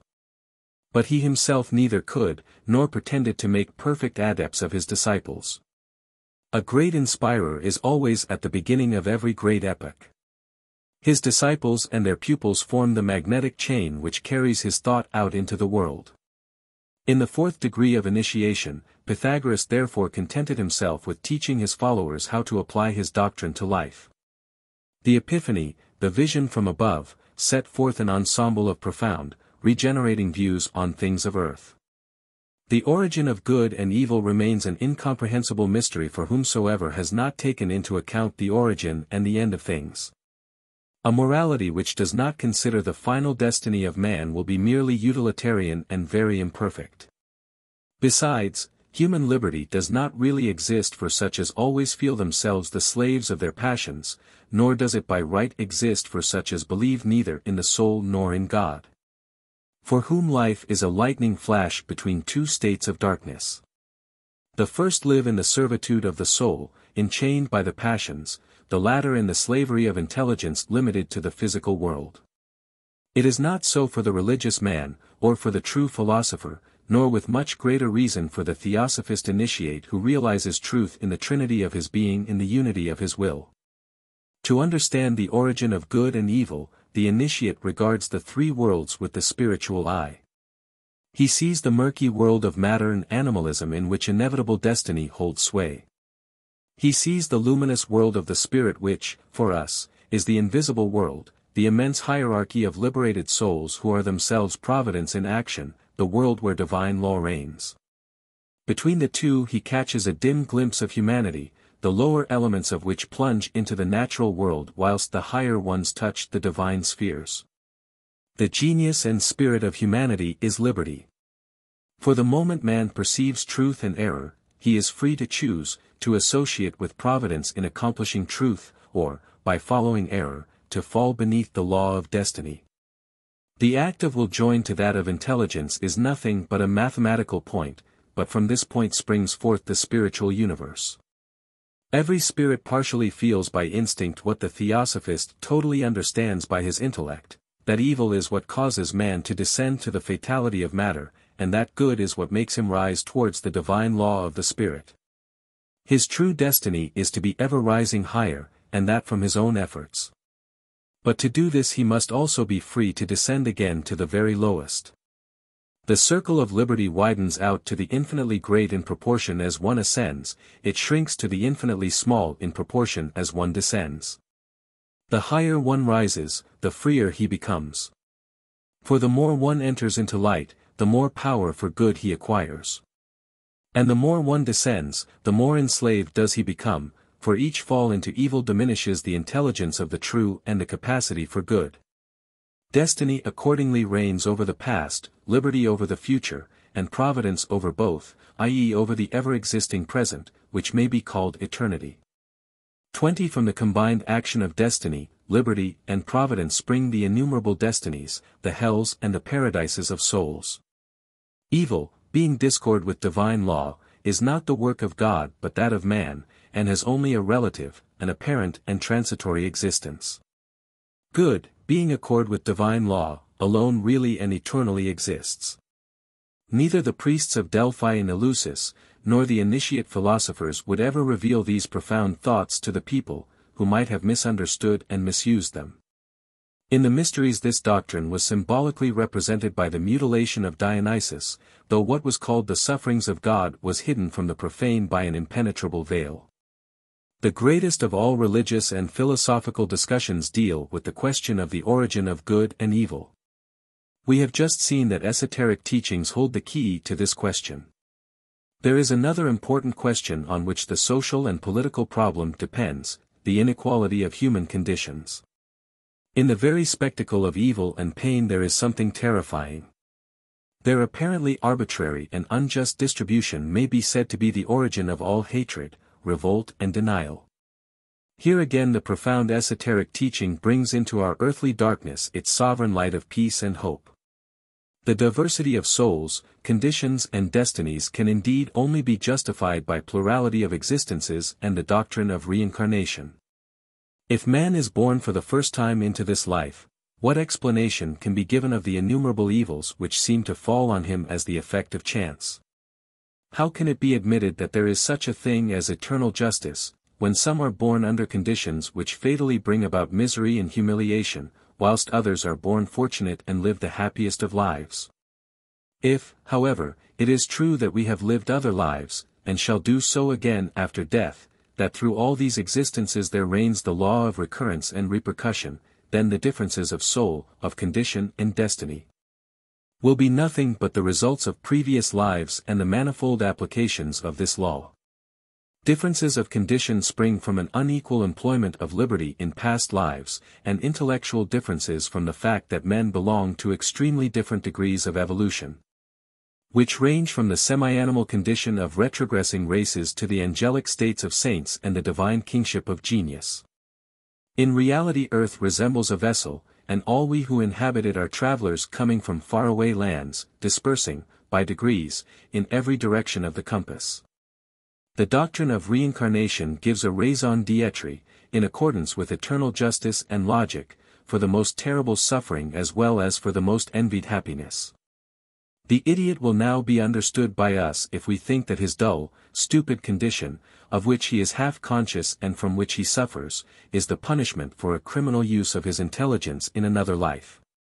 All the degrees of physical and moral suffering, of happiness and misfortune in their innumerable varieties, will appear to us as the natural and wisely graduated blossomings of the instincts and actions, the faults and virtues of a long past. For in its occult depths the soul retains everything it accumulates in its diverse existences. According to hour and influence, the former births reappear and disappear, and destiny, or rather the spirits who control it, proportion the soul's kind of reincarnation to its degree and quality. Lysis expresses this truth, beneath a veil, in the golden verses. Thou wilt likewise know, that men draw upon themselves their own misfortunes voluntarily, and of their own free choice. Unhappy that they are. They neither see nor understand that their good is near them.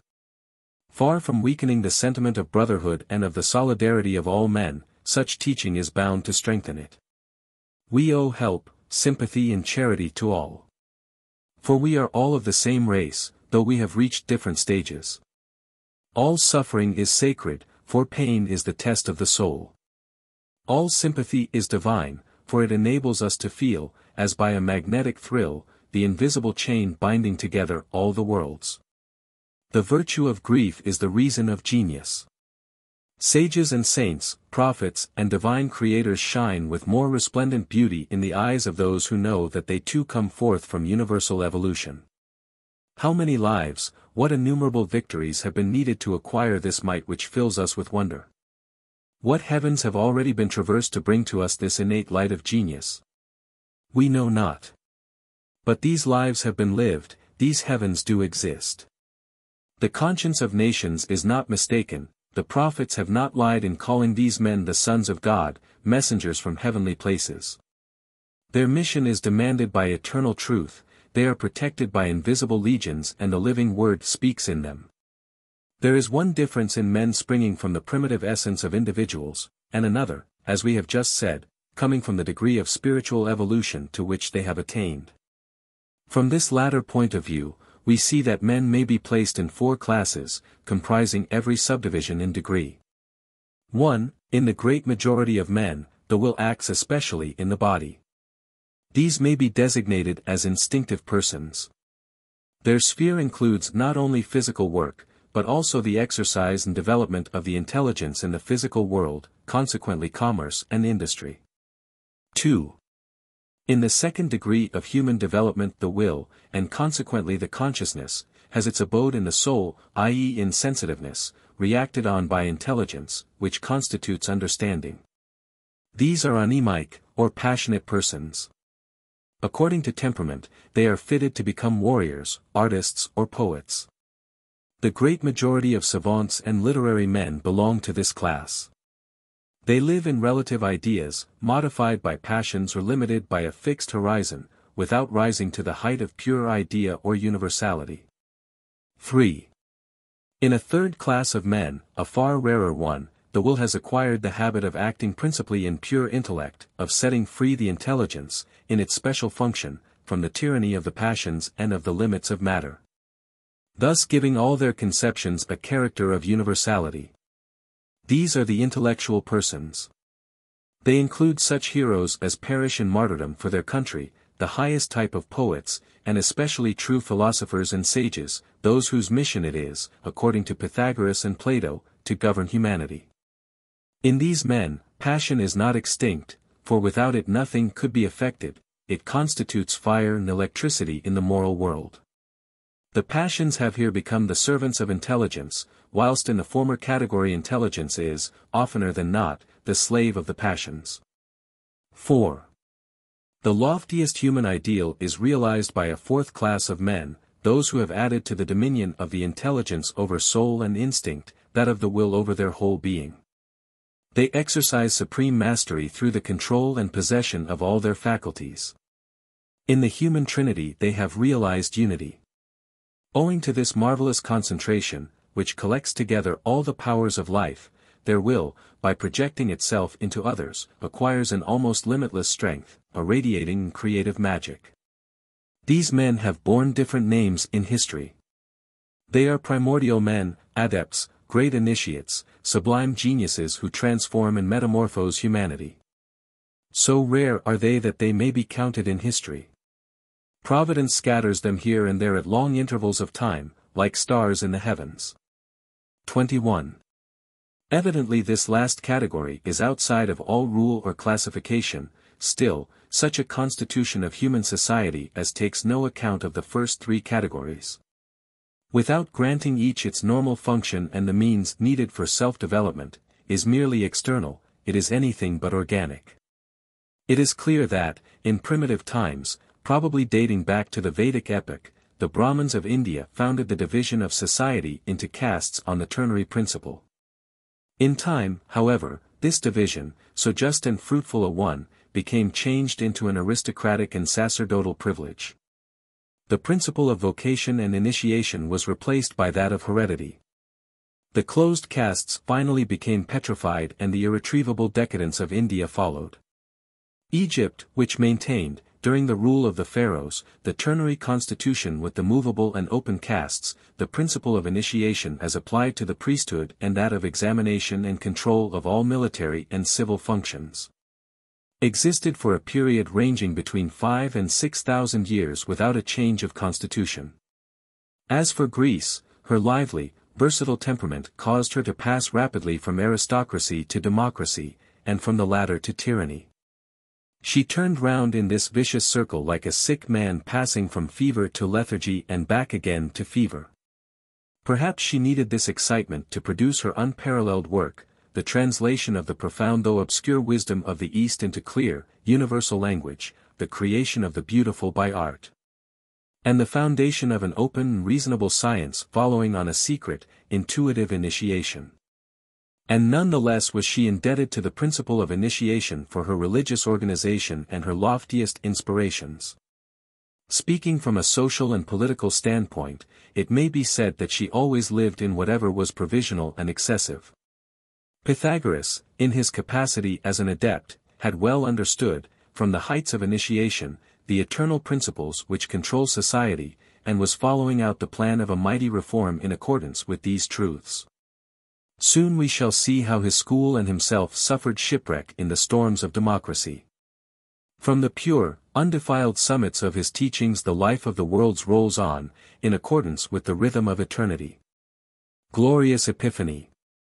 Beneath the magic rays, however, of the unveiled firmament, earth, humanity and life also unfold to us their secret depths. To feel the presence of God, the infinitely great must be recognized in the infinitely small. This is what the disciples of Pythagoras experienced when, to crown his teaching, the Master demonstrated to them how eternal truth is manifested in the union of man and woman in marriage. The beauty of the sacred numbers they had heard and contemplated in the infinite they were about to recognize at the very heart of life, for them God was reflected in the great mystery of sex and love. Antiquity had grasped an important truth which succeeding ages have too long misunderstood. Woman, effectively to fulfill her duties as wife and mother, needs special instruction and initiation. Hence a purely feminine initiation. That is to say, one reserved altogether for women. This existed in India, where in Vedic times the woman was a priestess at the domestic altar. In Egypt it dates back to the mysteries of Isis. Orpheus organized this initiation in Greece. Right on to the decay of paganism we see it flourishing in the Dionysiac mysteries as well as in the temples of Juno, Diana, Minerva and Ceres. It consisted of symbolic rites and ceremonies, in festivals by night as well as in special instruction given by aged priestesses or by the high priest, and dealing with the most private concerns of married life. Advice and regulations were given regarding the relations between the sexes, the times of the year and month favorable for healthy conception. The highest importance was attached to the physical and moral hygiene of woman during pregnancy, so that the sacred work, the creation of the child, might be accomplished in accordance with divine law. In a word, the science of conjugal life and the art of maternity were taught. The latter extended to some years after the birth of the child. Up to the age of 7, the children remained in the gynecium, which the husband never entered, under the mother's exclusive control. The wisdom of antiquity looked upon the child as being a delicate plant, which, if it is to be kept from wasting away, needs the warm, cheering atmosphere of a mother's love. The father would stunt its growth, a mother's kiss and embrace are needed to enable it to blossom forth, a woman's mighty encircling love to protect from outside attack this soul which a new life fills with terror and dismay.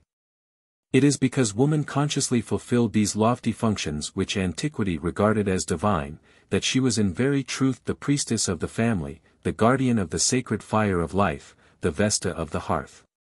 Feminine initiation may accordingly be regarded as the veritable reason of the beauty of the race, its robust descendants and the length of duration of the family in Greek and Roman antiquity. 22. In establishing a section for women in his institute, Pythagoras merely deepened and refined what already existed. The women he initiated received from him, along with rites and precepts, the final principles of their functions. In this way he bestowed the consciousness of their role on such as were deserving of it. He revealed to them the transfiguration of love in perfect marriage, which is the blending of two souls at the very center of life and truth. Is not man in his strength the representative of the creative spirit and principle? And does not woman in the totality of her power personify nature in its plastic force, its wonderful realizations, at once terrestrial and divine? Then if these two beings succeed in a complete mingling of body, soul and spirit, they will form between them an epitome of the universe. To believe in God, however, woman needs to see him living in man, and to effect this, man must be an initiate. He alone, by reason of his profound knowledge of life and creative will power, is capable of fecundating the feminine soul, of transforming it by means of his divine ideal. This ideal the loved one gives him back manifold in her vibrating thoughts, her keen sensations and profound divinations. She sends him back his image transfigured by enthusiasm, she becomes his ideal, for she realizes it by the power of love in her own soul. Through her he becomes living and visible, he is made flesh and blood. For if man creates through desire and will, woman, both physically and spiritually, brings into being through love. In her role as lover or wife or mother or being inspired, she is no less great and is even more divine than man. For love is self-forgetfulness. The woman who forgets self and loses herself in her love must ever be sublime. In such self-abasement she finds her celestial rebirth, her crown of light and the immortal radiance of her entire being. In modern literature love has been reigning as a master for the past 2 centuries. This is not the purely sensual love, born of bodily beauty, as in the poetry of old, nor is it the insipid worship of an abstract and conventional ideal as in the Middle Ages. It is rather a love both sensual and psychic which gives full scope to its liberty and individual fancy. Oftener than not both sexes wage war in love itself. There is the revolt of the woman against man's egoism and brutality. The scorn of the man at woman's deceit and vanity, carnal exclamations and the ineffectual wrath of the victims to voluptuousness, the slaves to debauchery. With all this we find deep-rooted passions and terrible attractions, all the more powerful from being trammeled and fettered by worldly conventions and social institutions. Hence a love full of passion and storm, of moral ruin and tragic catastrophe, on which the modern novel and drama are almost exclusively based. One might say that tired man, finding God neither in religion nor in science, in despair seeks for him in woman. And he does well, but it is only through the initiation of the great truths that he will find him in her and her in him. In these souls, which know neither themselves nor one another, which sometimes leave one another with mutual maledictions, there is, as it were, a mighty desire for self-penetration, for finding in such intermingling a happiness that is impossible. In spite of the aberrations, the outbursts of debauchery resulting therefrom, this desperate search is necessary, it springs from an unconscious divinity. It will be a vital element in the reconstruction of the future. For when man and woman have found themselves and one another through the channels of profound love and initiation, the fusion of the two will be the radiating and creative force par excellence. It is only quite recently, then, that psychic love, the soul's love passion, has entered into literature and through it into universal consciousness. It has its origin, however, in the initiation of the past. The reason Greek literature scarcely mentions it, is that it was a most rare exception. Another reason may be found in the profound secrecy of the mysteries. And yet religious and philosophic tradition have handed down traces of the woman initiate. Away behind official poetry and philosophy appear a few half-veiled though luminous woman forms. We have already mentioned Theoclea, who inspired Pythagoras. Later on will come Carina, the priestess, ofttimes the fortunate rival of Pindar, who himself was the greatest initiate among the Greek lyric poets. Finally, the mysterious Diotima appeared at the banquet of Plato to give the supreme revelation of love. By the side of these exceptional roles, the Greek woman exercised her veritable priesthood at the fireside and in the gymnasium. Indeed, she created those heroes, artists and poets whose sublime deeds, sculptures and songs we so greatly admire.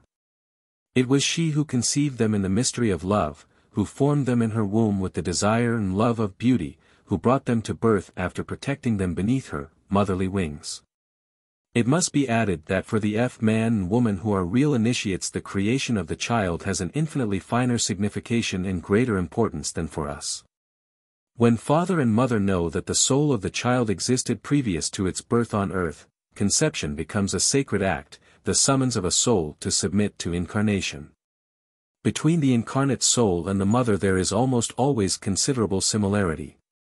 Just as evil-minded and wicked women attract spirits possessed of demons, divine spirits are attracted to gentle tender-hearted mothers. Is not this invisible soul, long waited for, which is to come and finally appears, so wonderfully and yet so surely, something divine in its nature? Painful will be its birth and imprisonment in flesh. For though a dense veil gathers between itself and the heaven it has left, though it no longer remembers, alas! It suffers none the less on that account.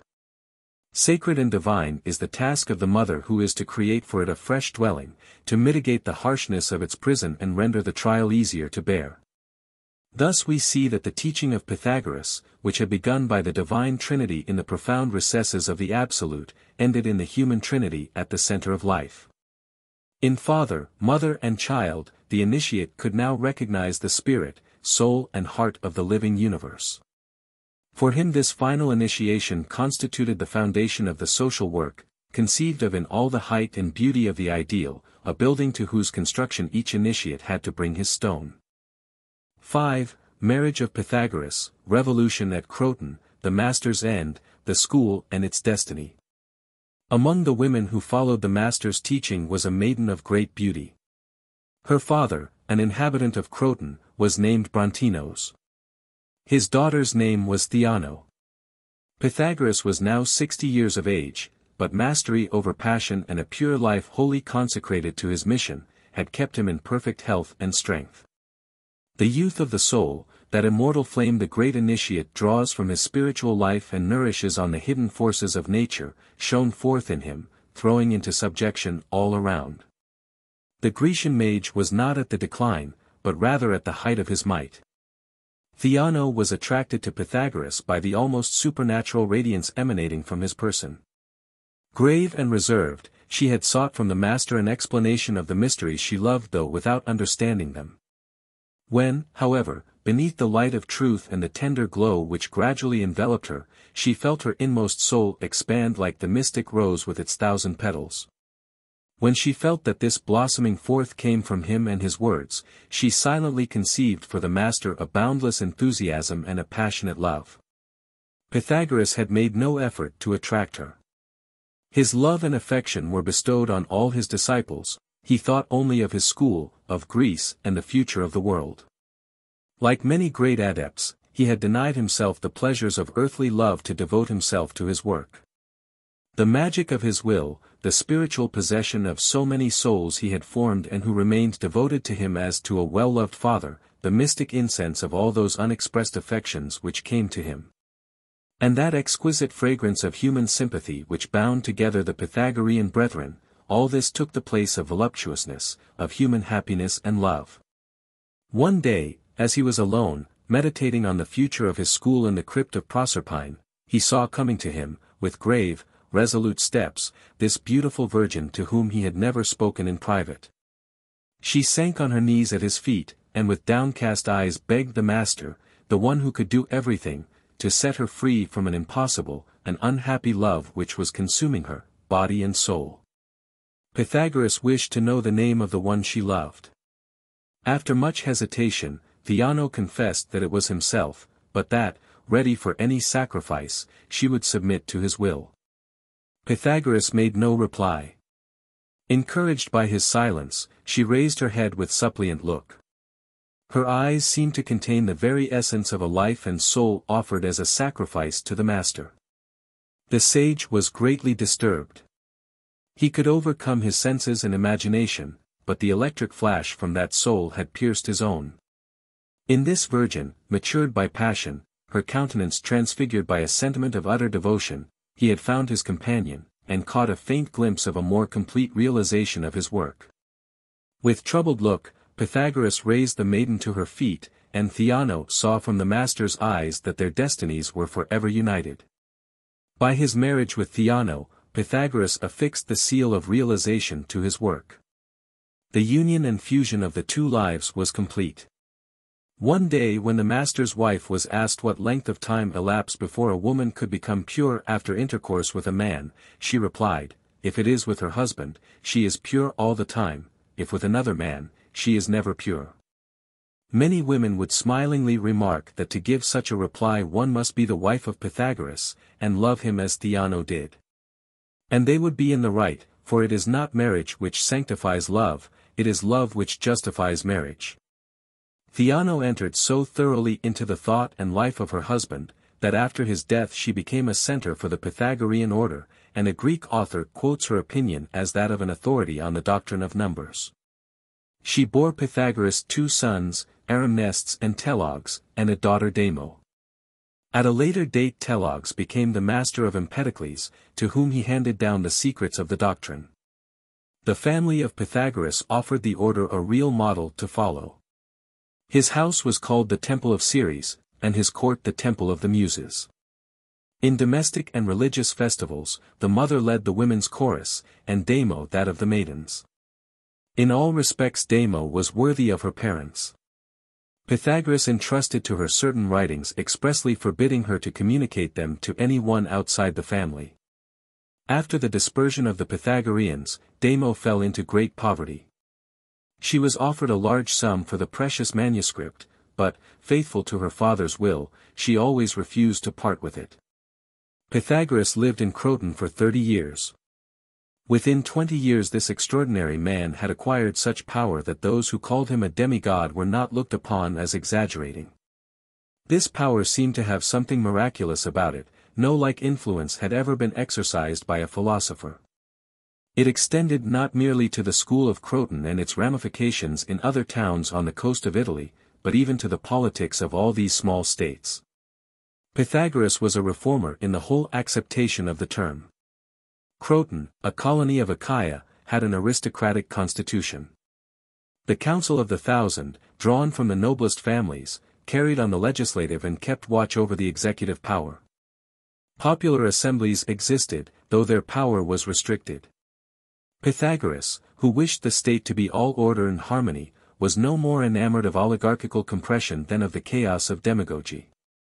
Accepting the Doric constitution as it was, he simply tried to introduce a fresh mechanism into it. The idea was a bold one, for it consisted in the creation, over and above the political power, of a scientific one with a deliberative and consultative voice in questions of vital interest, and becoming the keystone. The supreme regulator of the state. Above the Council of the Thousand, he organized the Council of the 300, chosen by the former, but recruited from among the initiates alone. The number was sufficient for the task. Porphyros relates that 2,000 of the citizens of Croton gave up their wonted mode of living and united in order to live together with their wives and children after placing their possessions in one common stock. It was thus the wish of Pythagoras that at the head of the state there should be a scientific government, not so mysterious though quite as important as the Egyptian priesthood. What he realized for a short time remained the dream of all such initiates as dealt with politics, viz. the introduction of the principle of initiation and examination into the government of the state. And the reconciliation in this superior synthesis of the elective or democratic principle with a government constituted of a select number of intelligent and virtuous citizens. The result was that the Council of the 300 formed a kind of political, scientific and religious order, of which Pythagoras himself was the recognized head. The members were bound to him by a solemn and an awful oath of absolute secrecy, as was the case in the Mysteries. These societies or tau alpha iota rho epsilon alpha iota spread from Croton, the seat of the original society, throughout almost the whole of the towns in Greater Greece, where they exercised a powerful political influence. The Pythagorean order also tended to become the head of the state throughout the whole of southern Italy. Its ramifications extended to Tarentum, Heracleum, Metapontum, Rhegium, Himera, Catana, Agrigentum, Sybaris and, according to Aristoxenes, even among the Etruscans. As regards the influence of Pythagoras on the government of these rich and mighty cities, nothing loftier, nothing more liberal or pacific could be imagined. Wherever he appeared, order, justice and concord were restored. Once, when summoned into the presence of a tyrant of Sicily, he persuaded him, by his eloquence alone, to restore the wealth he had unjustly acquired and to abdicate a power he had usurped. Such towns as were subject to one another he made independent and free. So beneficent were his actions that when he went into a town the inhabitants would say, "He has not come to teach but rather to heal." The sovereign influence of a great mind and character, that magic of soul and intelligence, arouses jealousy and hatred which is only the more terrible and violent because it is itself the less capable of attack. His sway lasted a quarter of a century, the reaction came when the indefatigable adept had reached the age of 90. It began in Sybaris, the rival of Croton, where a rising of the people took place and the aristocratic party was overthrown. 500 exiles asked the inhabitants of Croton to receive them, but the Sybarites demanded their extradition.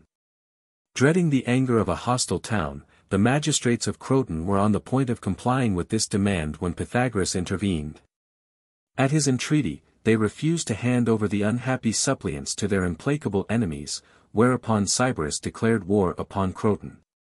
The Croton army, however, commanded by the famous athlete, Milon, a disciple of Pythagoras, completely defeated the Sybarites.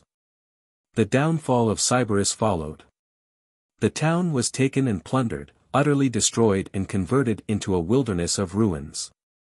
It is impossible to admit that Pythagoras could have approved of so terrible a revenge, which was altogether opposed to his principles, as, indeed, to those of all initiates. Neither he nor Milon, however, could check the unbridled passions of a conquering army, when once inflamed by long-standing jealousy and excited by an unjust attack. Revenge, whether in individuals or in nations, always brings about a recoil of the passions let loose. The nemesis of this vengeance was a terrible one, its consequences fell on Pythagoras and the whole of his order. After taking Sybaris, the people demanded a division of the land. Not content with obtaining this, the Democratic Party proposed a change of constitution, depriving the Council of the 1,000 of its privileges, and suppressing the Council of the 300. They were no longer willing to admit any other authority than universal suffrage. Naturally the Pythagoreans, members of the Council of the 1,000, were opposed to a reform which was contrary to their principles and was undermining the patient work of their master. They had already become the object of that dull hatred which mystery and superiority ever arouse in the masses. Their political attitude excited the anger of the demagogy, and personal hatred against the master proved the spark which kindled the fire. A certain Cylon had, some time before this, offered himself as a candidate for the school. Pythagoras, who was very strict in accepting disciples, refused him because of his violent and headstrong disposition. This rejected candidate became a bitter enemy. When public opinion began to turn against Pythagoras, he organized a club, a large popular society in opposition to that of the Pythagoreans. He succeeded in attracting to himself the principal leaders of the people, and at the meetings hatched a revolution which was to begin by the expulsion of the Pythagoreans.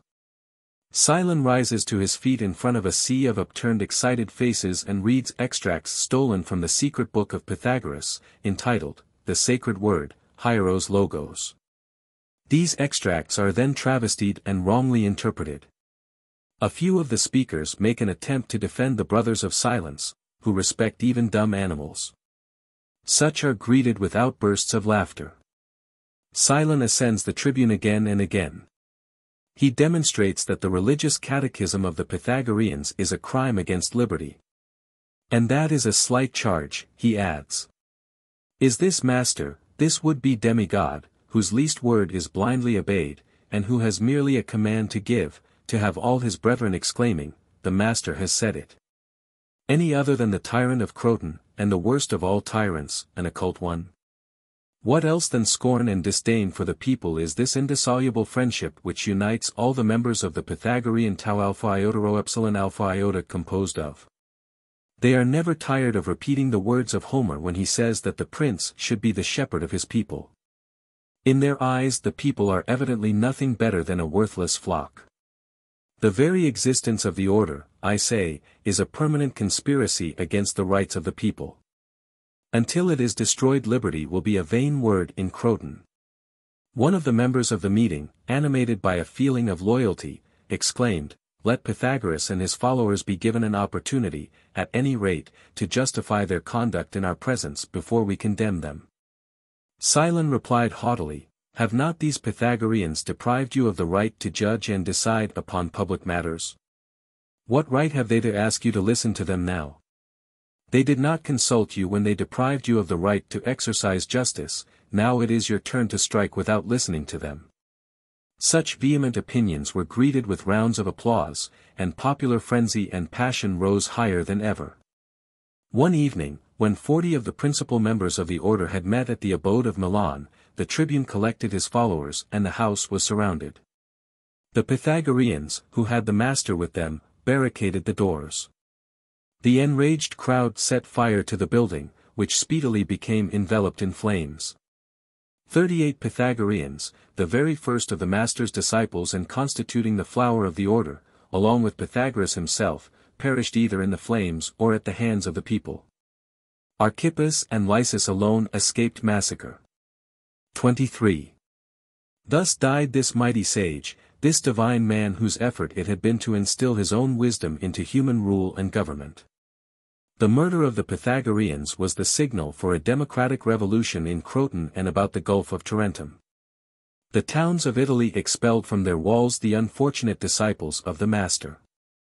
The order was dispersed, fragments of it, however, spread throughout Sicily and Greece, propagating everywhere the master's words and teachings. Lysis became the teacher of Epaminondas. After fresh revolutions, the Pythagoreans were permitted to return to Italy on condition they no longer formed a political body. They were still united in a touching fraternity, and looked upon themselves as one family. One of them who had fallen upon sickness and poverty was kindly taken in by an innkeeper. Before dying he traced a few mysterious signs on the door of the inn and said to the host, "Do not be uneasy, one of my brothers will pay my debt." A year afterwards, as a stranger was passing by this inn he saw the signs and said to the host, "I am a Pythagorean, one of my brothers died here, tell me what I owe you on his account." The order existed for 250 years. The ideas and traditions of the master have come down to the present times. The regenerating influence of Pythagoras over Greece was immense. This influence was exercised in mysterious though certain fashion, by means of the temples he had visited. At Delphi we have seen that he gave new might to the science of divination, strengthened the priestly influence, and by his art formed a model Pythoness. Thanks to this inner reform, which aroused enthusiasm in the very heart of the sanctuaries and in the soul of the initiates, Delphi became more than ever the moral center of Greece. This was especially evident during the Median Wars.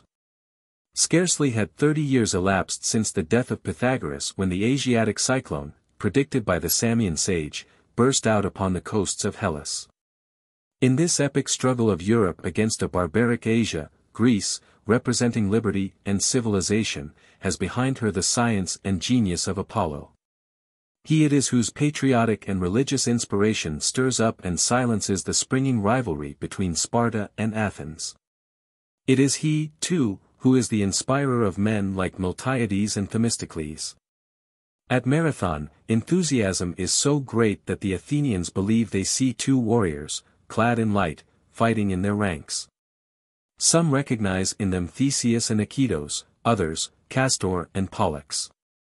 When the invasion of Xerxes, tenfold more formidable than that of Darius, breaks over Thermopylae and submerges Hellas, it is the Pythoness who, on her tripod, points out the way of safety to the envoys from Athens, and helps Themistocles to gain the victory at Salamis. The pages of Herodotus thrill with her broken phrases: abandon the homesteads and lofty hills if the city is built in a circle, fire and dreadful Mars mounted on a Syrian chariot will bring your towers to ruins. Temples are tottering in their fall, their walls are dripping with cold sweat, whilst black blood is falling from their pinnacles. Depart from my sanctuary. Let a wooden wall be your impregnable bulwark. Flee. Turn your backs on numberless enemies on foot and on horseback. O divine Salamis! How deadly wilt thou be to those born of woman! 24 In the account given by Aeschylus, the battle begins with a cry resembling the paean, Apollo's hymn. Soon the day, led on white coursers, spreads throughout the world its resplendent light. Immediately a mighty shout, resembling a sacred chant, rises from the ranks of the Greeks, and the echoes of the island respond in 1,000 loud-sounding voices. What wonder that, intoxicated with the wine of victory, the Greeks at the Battle of Mycale, in the presence of stricken Asia, chose as a rallying cry, Hebe, eternal youth. Yes, it is the breath of Apollo that moves through these wonderful Median wars. Religious enthusiasm, which works miracles, carries off both living and dead, throws a dazzling light on victory, and gives a golden glory to the tomb. All the temples were plundered and destroyed, that of Delphi alone remained intact. The Persian hosts advanced to spoil the holy town. A quiver of dread came over all. The solar god, however, said through the voice of the pontiff, I will defend myself. Orders were given from the temple that the city be deserted, the inhabitants take refuge in the grottos of Parnassus, and the priests alone keep sacred guard on the threshold of the sanctuary. The Persian army enters the town, all still as death. The statues alone look down as the hosts march along. A black cloud gathers at the foot of the gorge, the thunders roll and the lightning flashes on the invaders. Two enormous rocks roll down from the summit of Parnassus, crushing to death great numbers of Persians. 25 At the same time noises and shouts issue from the temple of Minerva, flames leap from the ground beneath the very feet of the invaders. Before such wonders the barbarians fall back in terror and the dismayed army takes to flight. The god has undertaken his own defense. Would these wonders have happened, would these victories humanity looks upon as its own have taken place, had not Pythagoras, 30 years earlier, appeared in the Delphic sanctuary to kindle there the sacred fire? This may, indeed, be questioned. One word more regarding the master's influence on philosophy. Before his time, there had been natural philosophers on the one hand, and moral philosophers on the other, Pythagoras included in a vast synthesis, morality, science and religion. This synthesis is nothing else than the esoteric doctrine, whose full glory I have endeavored to reveal in the very basis of Pythagorean initiation. The philosopher of Croton was not the inventor but the light-bearing arranger of these fundamental truths, in the scientific order of things. Consequently I have chosen his system as offering the most favorable framework to a complete account of the doctrine of the mysteries as well as of true theosophy. Those who have followed the master up to this point will have seen that at the basis of the doctrine there shines the sun of the one truth. Scattered rays may be discovered in philosophies and religions, but here is their center. What must be done to attain thereto? Observation and reasoning are not sufficient. In addition to and above all else is intuition. Pythagoras was an adept and an initiate of the highest order. His was the direct vision of the spirit, his the key to the occult sciences and the spiritual world. It was from the primal fount of truth that he drew his supplies. And as he joined to these transcendent faculties of an intellectual and spiritualized soul, a careful and minute observation of physical nature and a masterly classification of ideas by the aid of his lofty reason. No one could have been better equipped than himself to build up the edifice of the knowledge of the cosmos. In truth, this edifice was never destroyed. Plato, who took from Pythagoras the whole of his metaphysics, had a complete idea thereof, though he unfolded it with less clearness and precision. The Alexandrine school occupied the upper stories of the edifice, whilst modern science has taken the ground floor and strengthened its foundations. Numerous philosophical schools and mystical or religious sects have inhabited its many chambers. No philosophy, however, has yet embraced the whole of it. It is this whole I have endeavored to reveal here in all its harmony and unity.